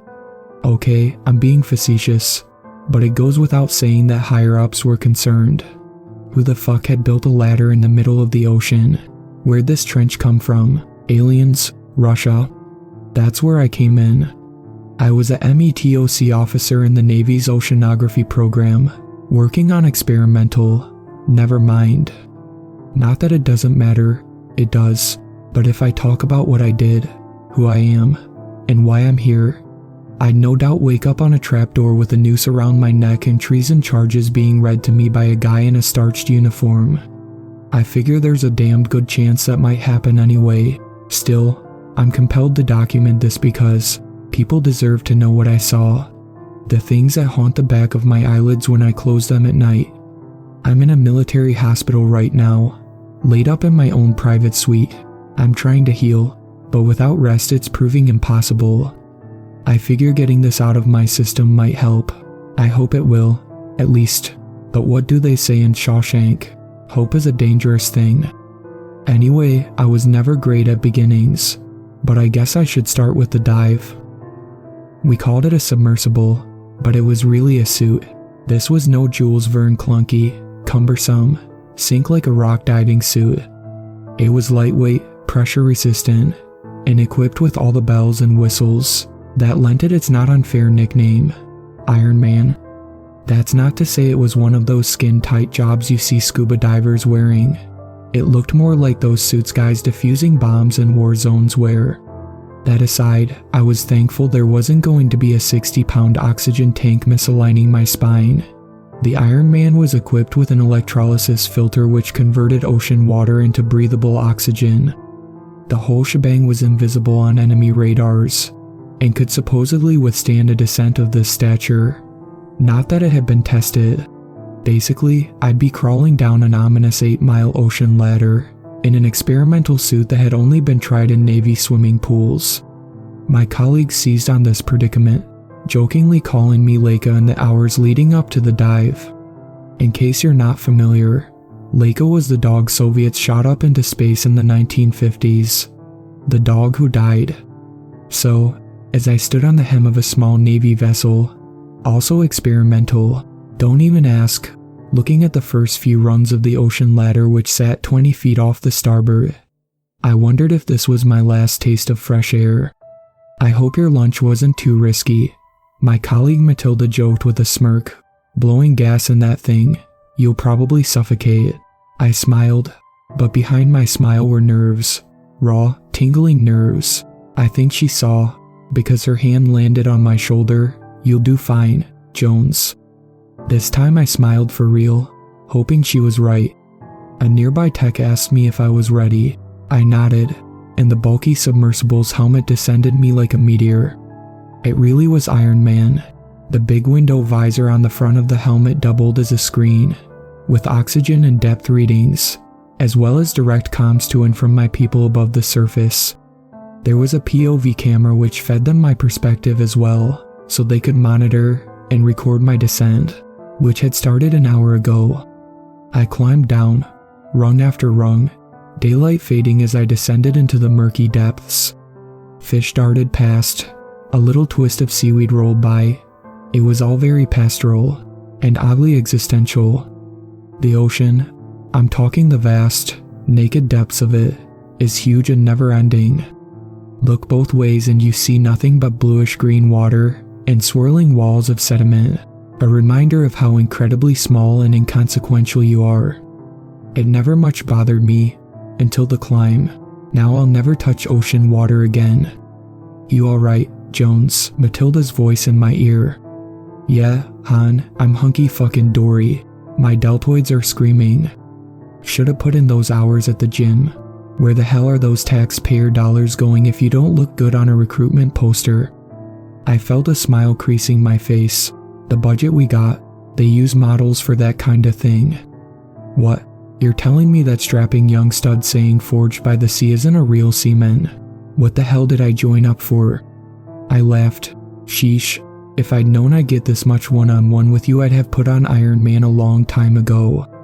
I'm here too. Bradley's voice. Imagine a drone operator, a gangly, pimply kid raised on Call of Duty. That's Bradley. What do they say about 3 being a crowd? I asked. They say you're closing in on 500 meters. Bradley said. Jesus, already. I looked around. It had gotten darker, the ocean around me fading into a deep dark blue that bled into a murky cloud. I double-checked my tether. Secure. It was a thick steel cable feeding through a pulley, a thing on rollers, about the size of a brick. which ran along the right outer bar of the ladder. The tether was there in case, for some reason, I lost my grip on the narrow rusted rungs. Because if that happened, well, anyone seen Gravity? I shuddered at the thought of sinking down and down with nothing and no one to save me. "How's breathing?" Matilda asked. I smiled at the concern in her voice, looked up at the little black eye on the top right of the visor, a camera pointing down at me. I could, in theory, see them too, had they decided to beam some footage onto my visor screen. But this was no time for screwing around, and my visor was filled with numerical readings. On the left side sat a little map detailing the ladder and my position, a red dot on it. I had barely made a dent. "Just fine, darling." The reason we weren't using a pod submersible, a single man coffin connected to the above by a steel cable, was because I was on the lookout for any markings that might be etched into the ladder's metal skin, anything to denote its origin. So far there had been nothing but barnacles, a crab exoskeleton, and a thick clump of algae. "When can I ladder slide? Or can you throw a movie up on my screen? This is getting tedious." I was half joking, but not really. It was boring as hell, one rung after the next. To make the descent faster, I was going to ladder slide, hands cupped around the outside rails, feet on the outside for brakes, but I couldn't do that until I hit certain water pressure. Some geeky nonsense about how it would be easier to control the descent. The tether would not be a problem there. The pulley was built to eat through rocks, and had been satisfyingly crunching through barnacles the whole way down. Once you hit 1,000 meters, Bradley's voice, "You guys picked that number out of a hat. The deeper you go, the greater the pressure bearing down on you is. Makes it easier to control." "Shit, I must have skipped that day in school," I joked. "It was in the orientation," Bradley said, not trying to hide his irritation. I think he must have been jealous of my rapport with Matilda. "I skipped that too," Matilda chuckled. I smiled again, even though I hadn't been joking. "Closing in on 750 meters. Leica," Matilda said, calling me that goddamn dog. "Better hope I've got a little more luck in my bones than rusky canines," I said, secretly hoping I was right. I'd hate for you guys to fish me up and just find my naked skeleton. "You've got charm, that's gotta be worth something," Matilda said, a smile in her voice. "Is it worth dinner next week?" Bradley groaned, "God, you guys make me sick." I chuckled, "Aw, don't get blue, kiddo. You can carry rings at the wedding." Matilda laughed, "Dinner first." "Where?" "I know this great place called the Base Cafeteria, 8 o'clock Friday." "It's a date," I said, continuing down into the abyss. I had worked up a killer sweat by the time I'd reached the midnight zone, which sat just past 1,000 meters. Murky blackness crushed in. It was suffocating and eerie. I clicked on my shoulder-mounted floodlights.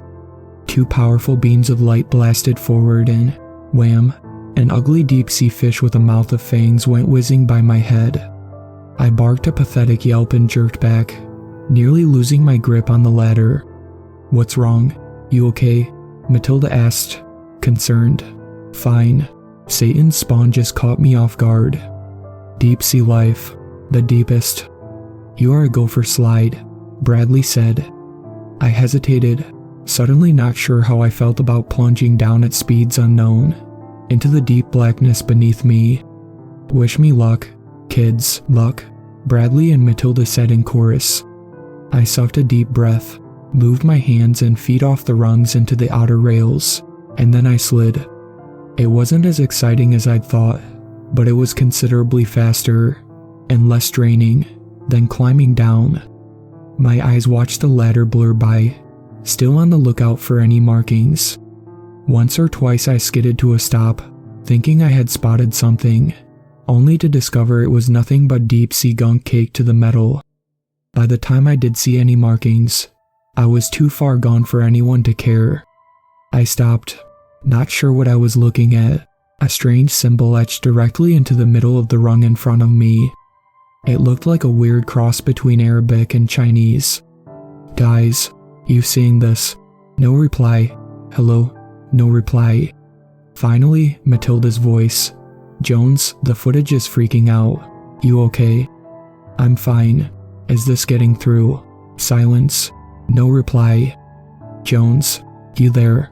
Matilda, growing concerned. I said I'm cool. Bradley, distress in his voice. Buddy, you getting us? Just fine. Can you hear me? I felt panic squeezing at my lungs. Was the comm system fucking up? My screen began to flicker, glitching out. I was growing concerned. Jones, you're not coming through. I reached up to my visor and gave it a smack. The readings on the screen momentarily realigned, before spazzing out beyond control. Now my colleagues' voices were warbled. Words were lost, full of static. Jones, can't hear. Are you? Guys, I can't hear you. Fear in my voice. A low hum built in my ears and then silence.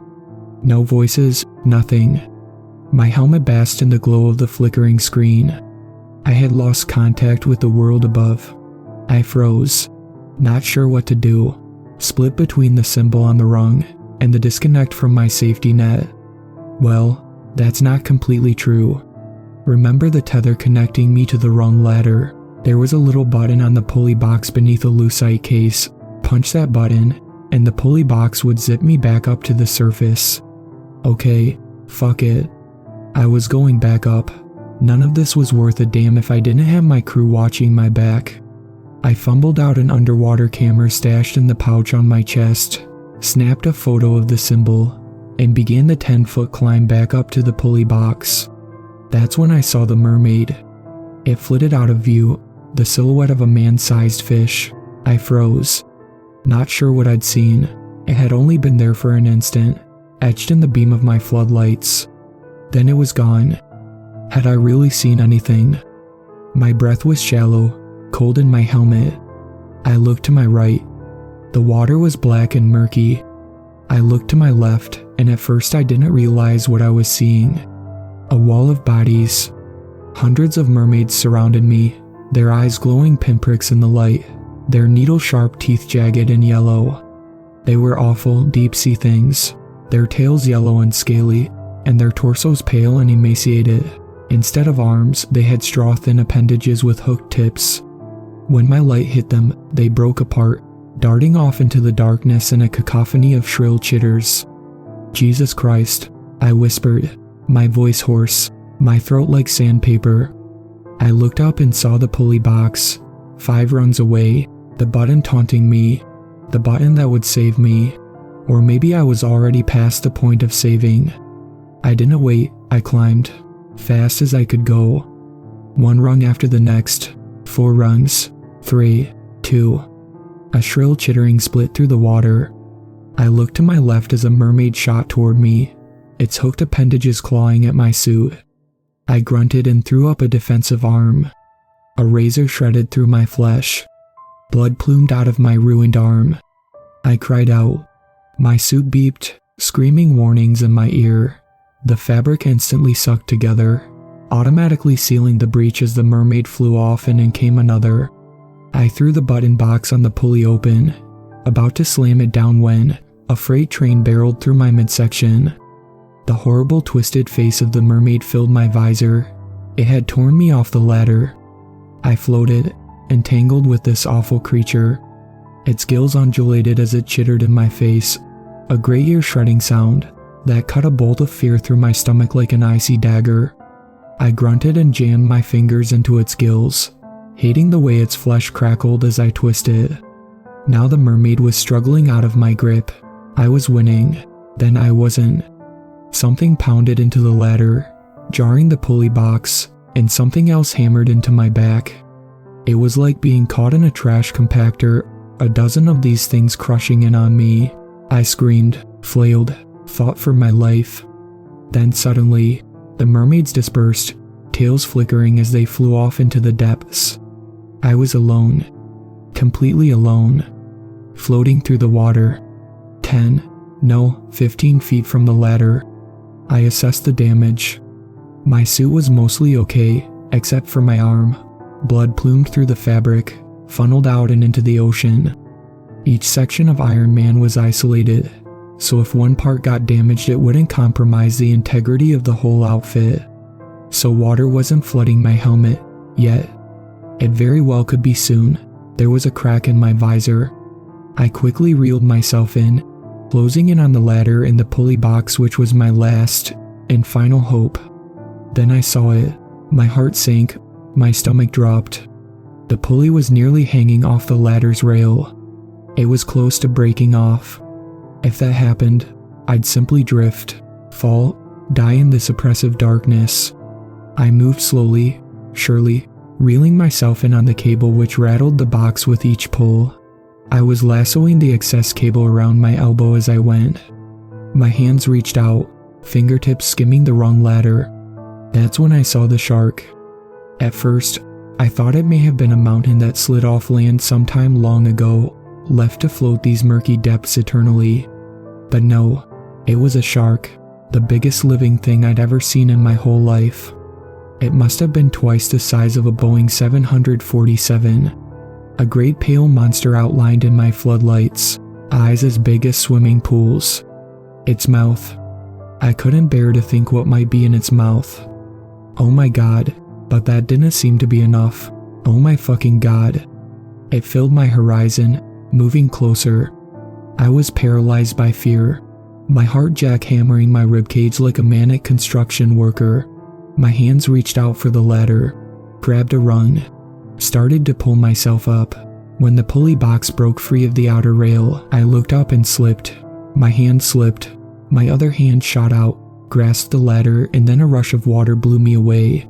The shark was passing, and I was sinking, propelled downward by the force of the shark's movement, displacing impossible tons of liquid as it swam. I flailed, grunted, screamed, the readings on my visor still flashing warnings. Then I was being sucked down into the depths. The shark continued on. I drifted down, the ladder slowly, painfully pulling away from me, until it faded from view. I tried calling to my people above, screaming into my helmet. At some point I stopped, realizing they were long gone, and, to them, so was I.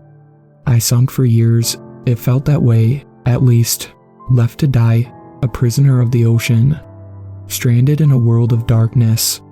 After a while, still sinking, I blacked out. I jolted awake at the bottom of the trench, in the ruins of a great city, pillars of rock, spires of stone, the husks of incredible mausoleums and coliseums rose around me, greenish in their eon-old patina.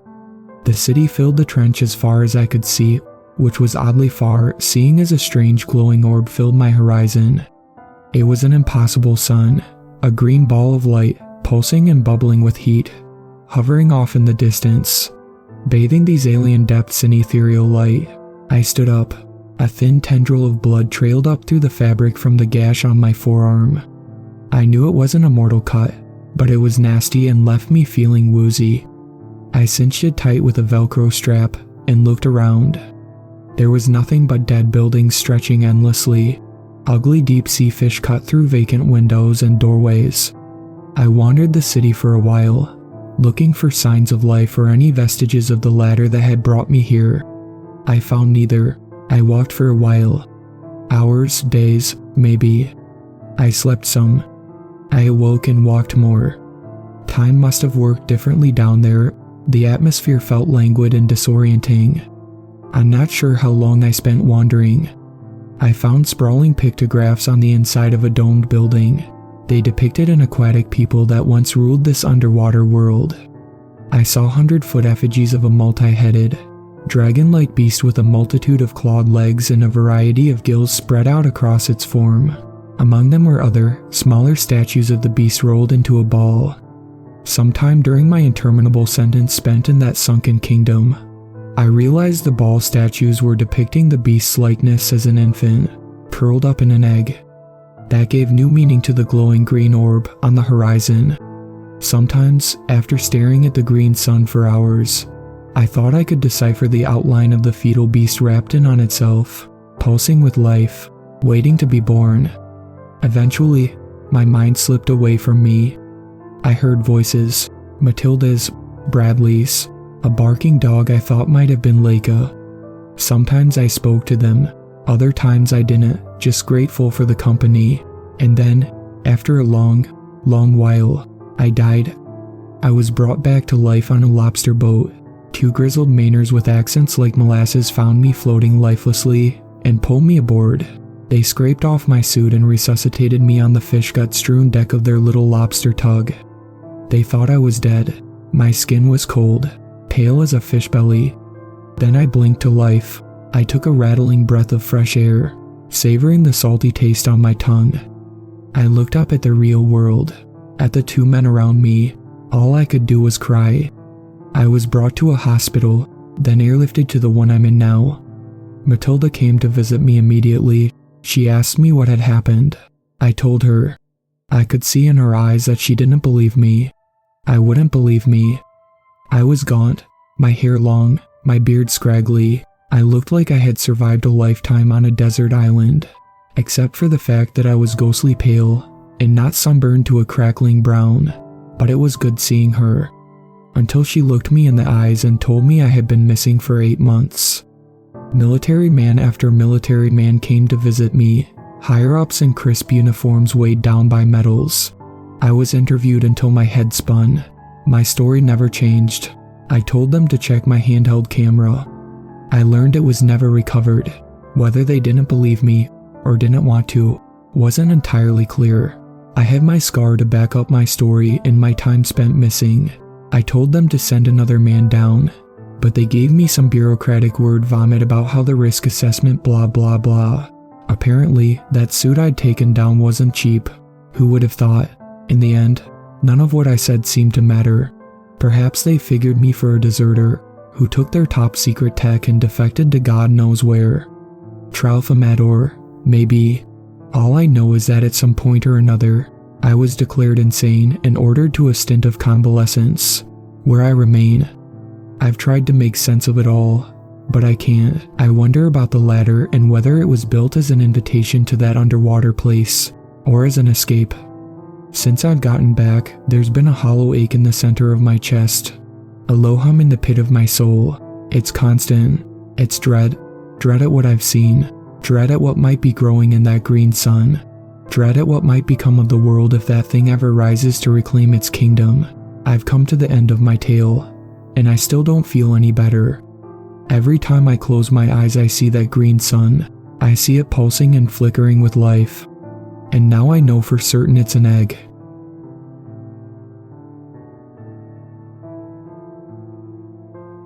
The first thing I felt when I hit the water was fear. It had been months since I'd last dived. Hell, I even got nervous when I took showers. But this guilt, this pain in my chest, I had to go back.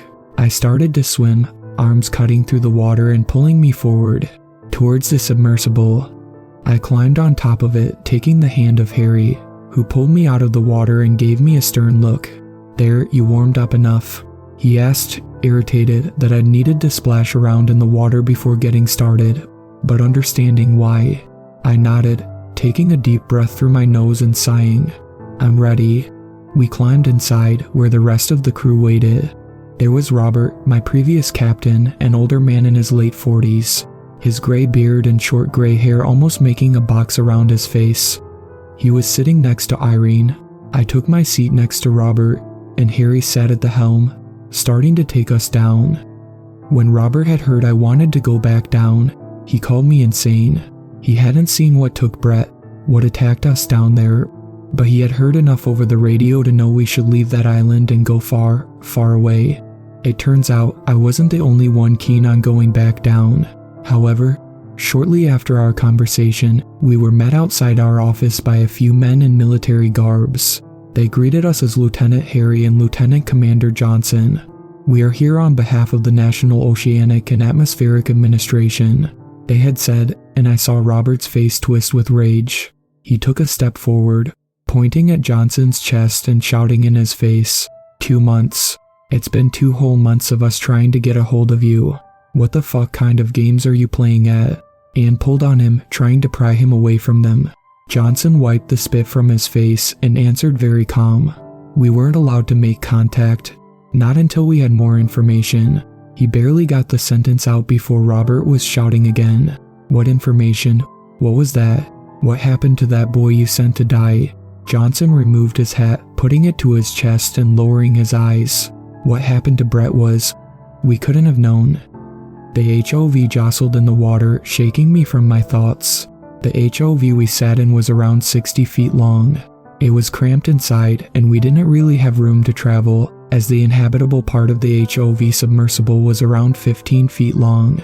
It had a control console at the front, with chairs for each of us behind it. Ahead of the console was our window, with lights on either side, shining out into the emptiness ahead. I looked out into the dark, gazing into it and waiting, half expecting something to glide out of the darkness and swallow us whole. What's our depth? I asked, shaking the thought from my head. Robert looked over the console in front of him before reading out 1,400 meters. We were about halfway to the entrance of the trench, and I let out a shaky breath, which caused Irene to turn her head to look at me. You gonna be able to handle this? She asked, and I gave her a solemn nod. We need you to go back into the trench again, Johnson had said to me, locking eyes and trying to read my reaction. He seemed surprised by my answer, eyes going a little wide when I agreed. I thought that would take more convincing, he joked, sitting back and letting out a breath. I could feel Robert wanting to speak, trying to come up with something to say, but I decided to continue. You are going to have to pay us a lot, but I get the feeling you wouldn't be here if it wasn't important, and you're sending some of your guys with us this time. I'm not going down there to die, and I want to know you're invested in my safety. A grin crossed his lips and he nodded before replying calmly, Harry will be going with you, along with one of our navigation officers. You're going in a sub this time. You shouldn't even need to get your toes wet if we can help it, he'd said, and Robert finally found his words. Why? What could you possibly want down there? Johnson's face turned a deadly serious, his voice low and firm. We're going to blow it up. 2,700 meters, time to get to work. Irene called and I shook the daze from my mind. We were all staring out the window now, watching the bubbles rise past us. Harry was the next to speak. His voice sounded concerned for the first time since we met. Shouldn't we be seeing some by now? They've been all over the archipelago. I figured we would see them pouring out of here in swarms. We all stared for a few moments longer before he turned and nudged me with his elbow, his voice irritated now. Well, you're the fucking expert here, answer me. I glared at him, but Robert spoke for me, standing up as he did. He saw them once, you've got a head, fucking use it. There are no experts, not for something like this.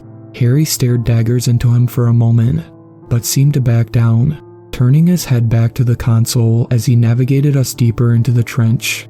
I nodded my appreciation at Robert and he sat back down. The logistics of dropping a bomb into a mile-wide opening in the ocean floor are not as complicated as you might think. In fact, there should be no repercussions at all. The water pressure would compress the explosion and absorb most of its energy, and while the gases would bubble up to the surface, their harm to the environment would be minimal. Due to the nature of this threat, the damage to sea life wasn't a concern. However, this was a double-edged sword. Unless we were dropping something nuclear, the explosion wouldn't be big enough to vaporize everything within the trench. And while certainly doable, there was worry that what radiation made it into the atmosphere could rain down onto the Galapagos Islands. And while the radiation left in the ocean would dilute into the water after about a day, it was possible that it could still cause some harm to the islands and their inhabitants. This meant we needed a smaller bomb, and someone to put it in the perfect spot. A little thump was heard, as what looked like a squid bumped into the glass of our submersible. We all watched as it tried to keep pace with us, bumping into the glass again and again. That's odd, said Irene, leaning forwards and squinting at the strangely behaving squid. It slowly spun around, and Harry gagged at the sight of it. While the front of it had been untouched, the back was swollen and pulsing, covered in dozens of small holes, all clustered together. Small worms poked out of the holes, poking at the glass before retreating back inside. They were long and red, and had disc-like growths for heads. After a few more prods, it seemed to lose interest and drift away. We saw another, this one a stingray, its body missing its fins as they had been completely consumed by the worms. and as it floated past, we saw more and more, dozens of them drifting up and past us. Harry was taking deep breaths, and Irene put a hand on his shoulder, her voice somewhat soothing, though just barely. "You okay?" she asked him, and he shook his head for a moment, before regaining his composure and answering, "Yeah, that was fucking disgusting. We all agreed on that. Why can't you just drop a bomb into the trench and be done with it? What good would be done by having us go down there?" Robert demanded, his frustration beginning to grow again. "We aren't nuking the trench, this is a targeted bombing, and we need someone who has been down there before to help us pinpoint exactly what we're looking for." "And what exactly are you looking for?" I asked, my stomach twisting with anxiety. "We believe there is some sort of source, like a nesting ground, or a queen that these things are coming from. We believe if we blow it up, we will be able to contain the threat." I began to replay that day in my head, walking through everything I'd seen in my mind's eye, as Robert spoke up again. "He barely went in. He can't hell." I cut him off, eyes going wide as one image came to the forefront of my mind. There was a whale. It had worms in it. Hundreds, and they were big. Bigger than you'd believe. Big enough to yank Brett inside like he was a rag doll. And the whale, it was alive. They didn't kill it. The men both looked at each other and then back at me before answering. "Yeah, that could be it." The sub was drifting to a stop now, and I stood up. Looking out through the glass, the others rose as well, each of us moving over to the glass to get a better look. Ahead of us we saw glowing yellow lights, dim and faint, but there nonetheless. "What's our depth?" Robert asked as he reached out and put a hand on the glass.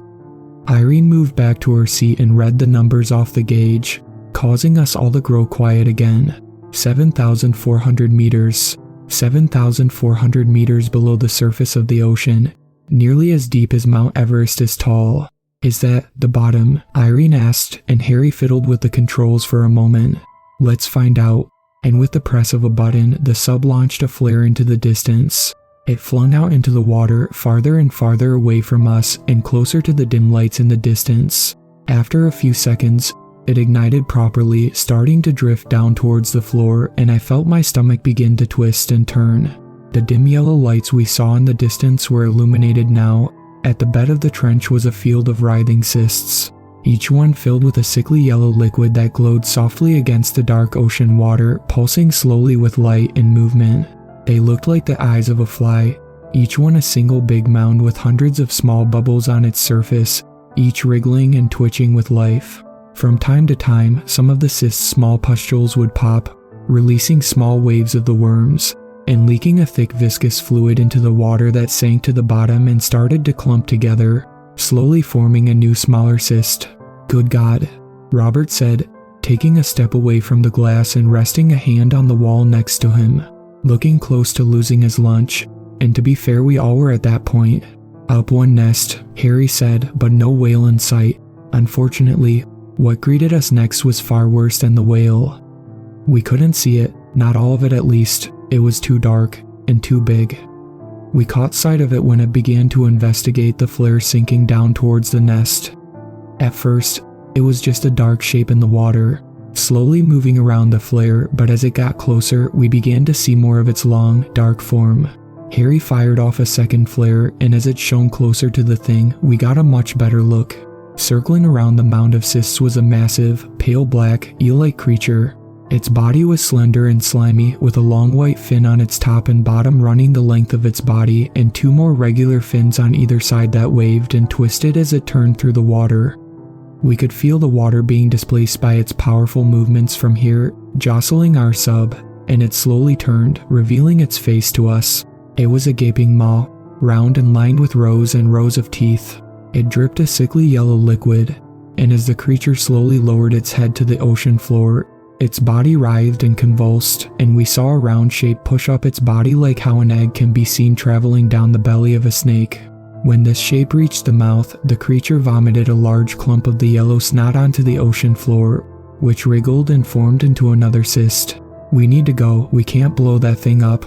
We need, hell, missiles or something," Irene said. All of our eyes locked onto the shape, floating around the ocean like a ribbon caught in a current. Harry nodded slowly and began to take us back up. As he did, however, the thing seemed to lose interest in the dimming flares and catch sight of us. The last thing we saw before the flares died out was its massive form, waving back and forth in the water like a snake as it made its approach. We sat frozen, too afraid to move or speak. And Irene's hand slowly reached out and pressed a button, shutting off the lights. After a few more seconds had passed, Robert spoke up. "Should we fire another flare? Maybe it'll go after it and we can get away." Harry's hand hovered over the control to launch the flare, shaking. He slowly reached down and pressed it. We all watched the flare sail out into the water like a dim shooting star before erupting into light. Just 30 meters in front of us, headed straight for us with its gaping mouth stretching open wider somehow, was the Queen. The submersible descended into chaos as it made contact, smashing into us and latching onto the window like a suction cup, knocking us all out of our seats. The sub was designed to withstand the immense pressure of the ocean depths, but not this, and the glass began to crack and seep water into the helm. We were halfway inside of its mouth, and its curved teeth gripped the sub, pulling us deeper as they cut small white lines into the glass. Harry was the first one up, firing flares as fast as he could, and 3 more shot off, landing on the creature. It didn't seem to appreciate this and let go, flinging the submersible through the water. Harry was yanking on the sticks now, steadying the thing and driving it away as fast as he could. But it wasn't exactly designed for speed, and we were sure that thing would be right behind us, coming back to finish the job. We couldn't run. We were trapped in this metal coffin at the bottom of the ocean, 15 feet of air and miles of water. I was gripping the chair with all my strength, knuckles turning white as I did, and Irene was frantically looking over the controls, searching for some way out of this situation, some magic button to save us. We couldn't drop the bomb. It had to be carefully deployed with the arm on our craft, and blowing it up before we made it at least 2,000 meters away would surely end in us getting caught in the explosion. So instead, we sat and waited to die. We couldn't see it. We didn't have a viewpoint at the back of the HOV, but we could hear it, its long body moving the water aside, back and forth in slow, long motions. Harry held the stick, powering us forward, but the rest of us were staring at the depth gauge as it slowly ticked up and up. 7,200 meters, 7,150, 7,100. We kept climbing, waiting for our ship to come to a stop, waiting for it to grab our engine and rip us to shreds. But as we got higher and higher, we started to breathe, started to calm down somewhat. After a while, we couldn't hear it anymore, couldn't feel the waves it caused under the water pushing us back and forth, and for a brief moment, we felt we could relax. That is, until we saw the surface. From the light coming down through the water, we could see dozens of fish, all drifting or floating weirdly, and we knew it was the worms. We may have survived, but we also failed, and whatever that was, it was only going to get worse. I am back on land now, back in my home, sitting at my desk. I don't have a happy ending for you. Those things are still out there, and we couldn't stop them. Hopefully the National Oceanic and Atmospheric Administration have a plan, because the ocean isn't safe anymore. Please stay out of the water.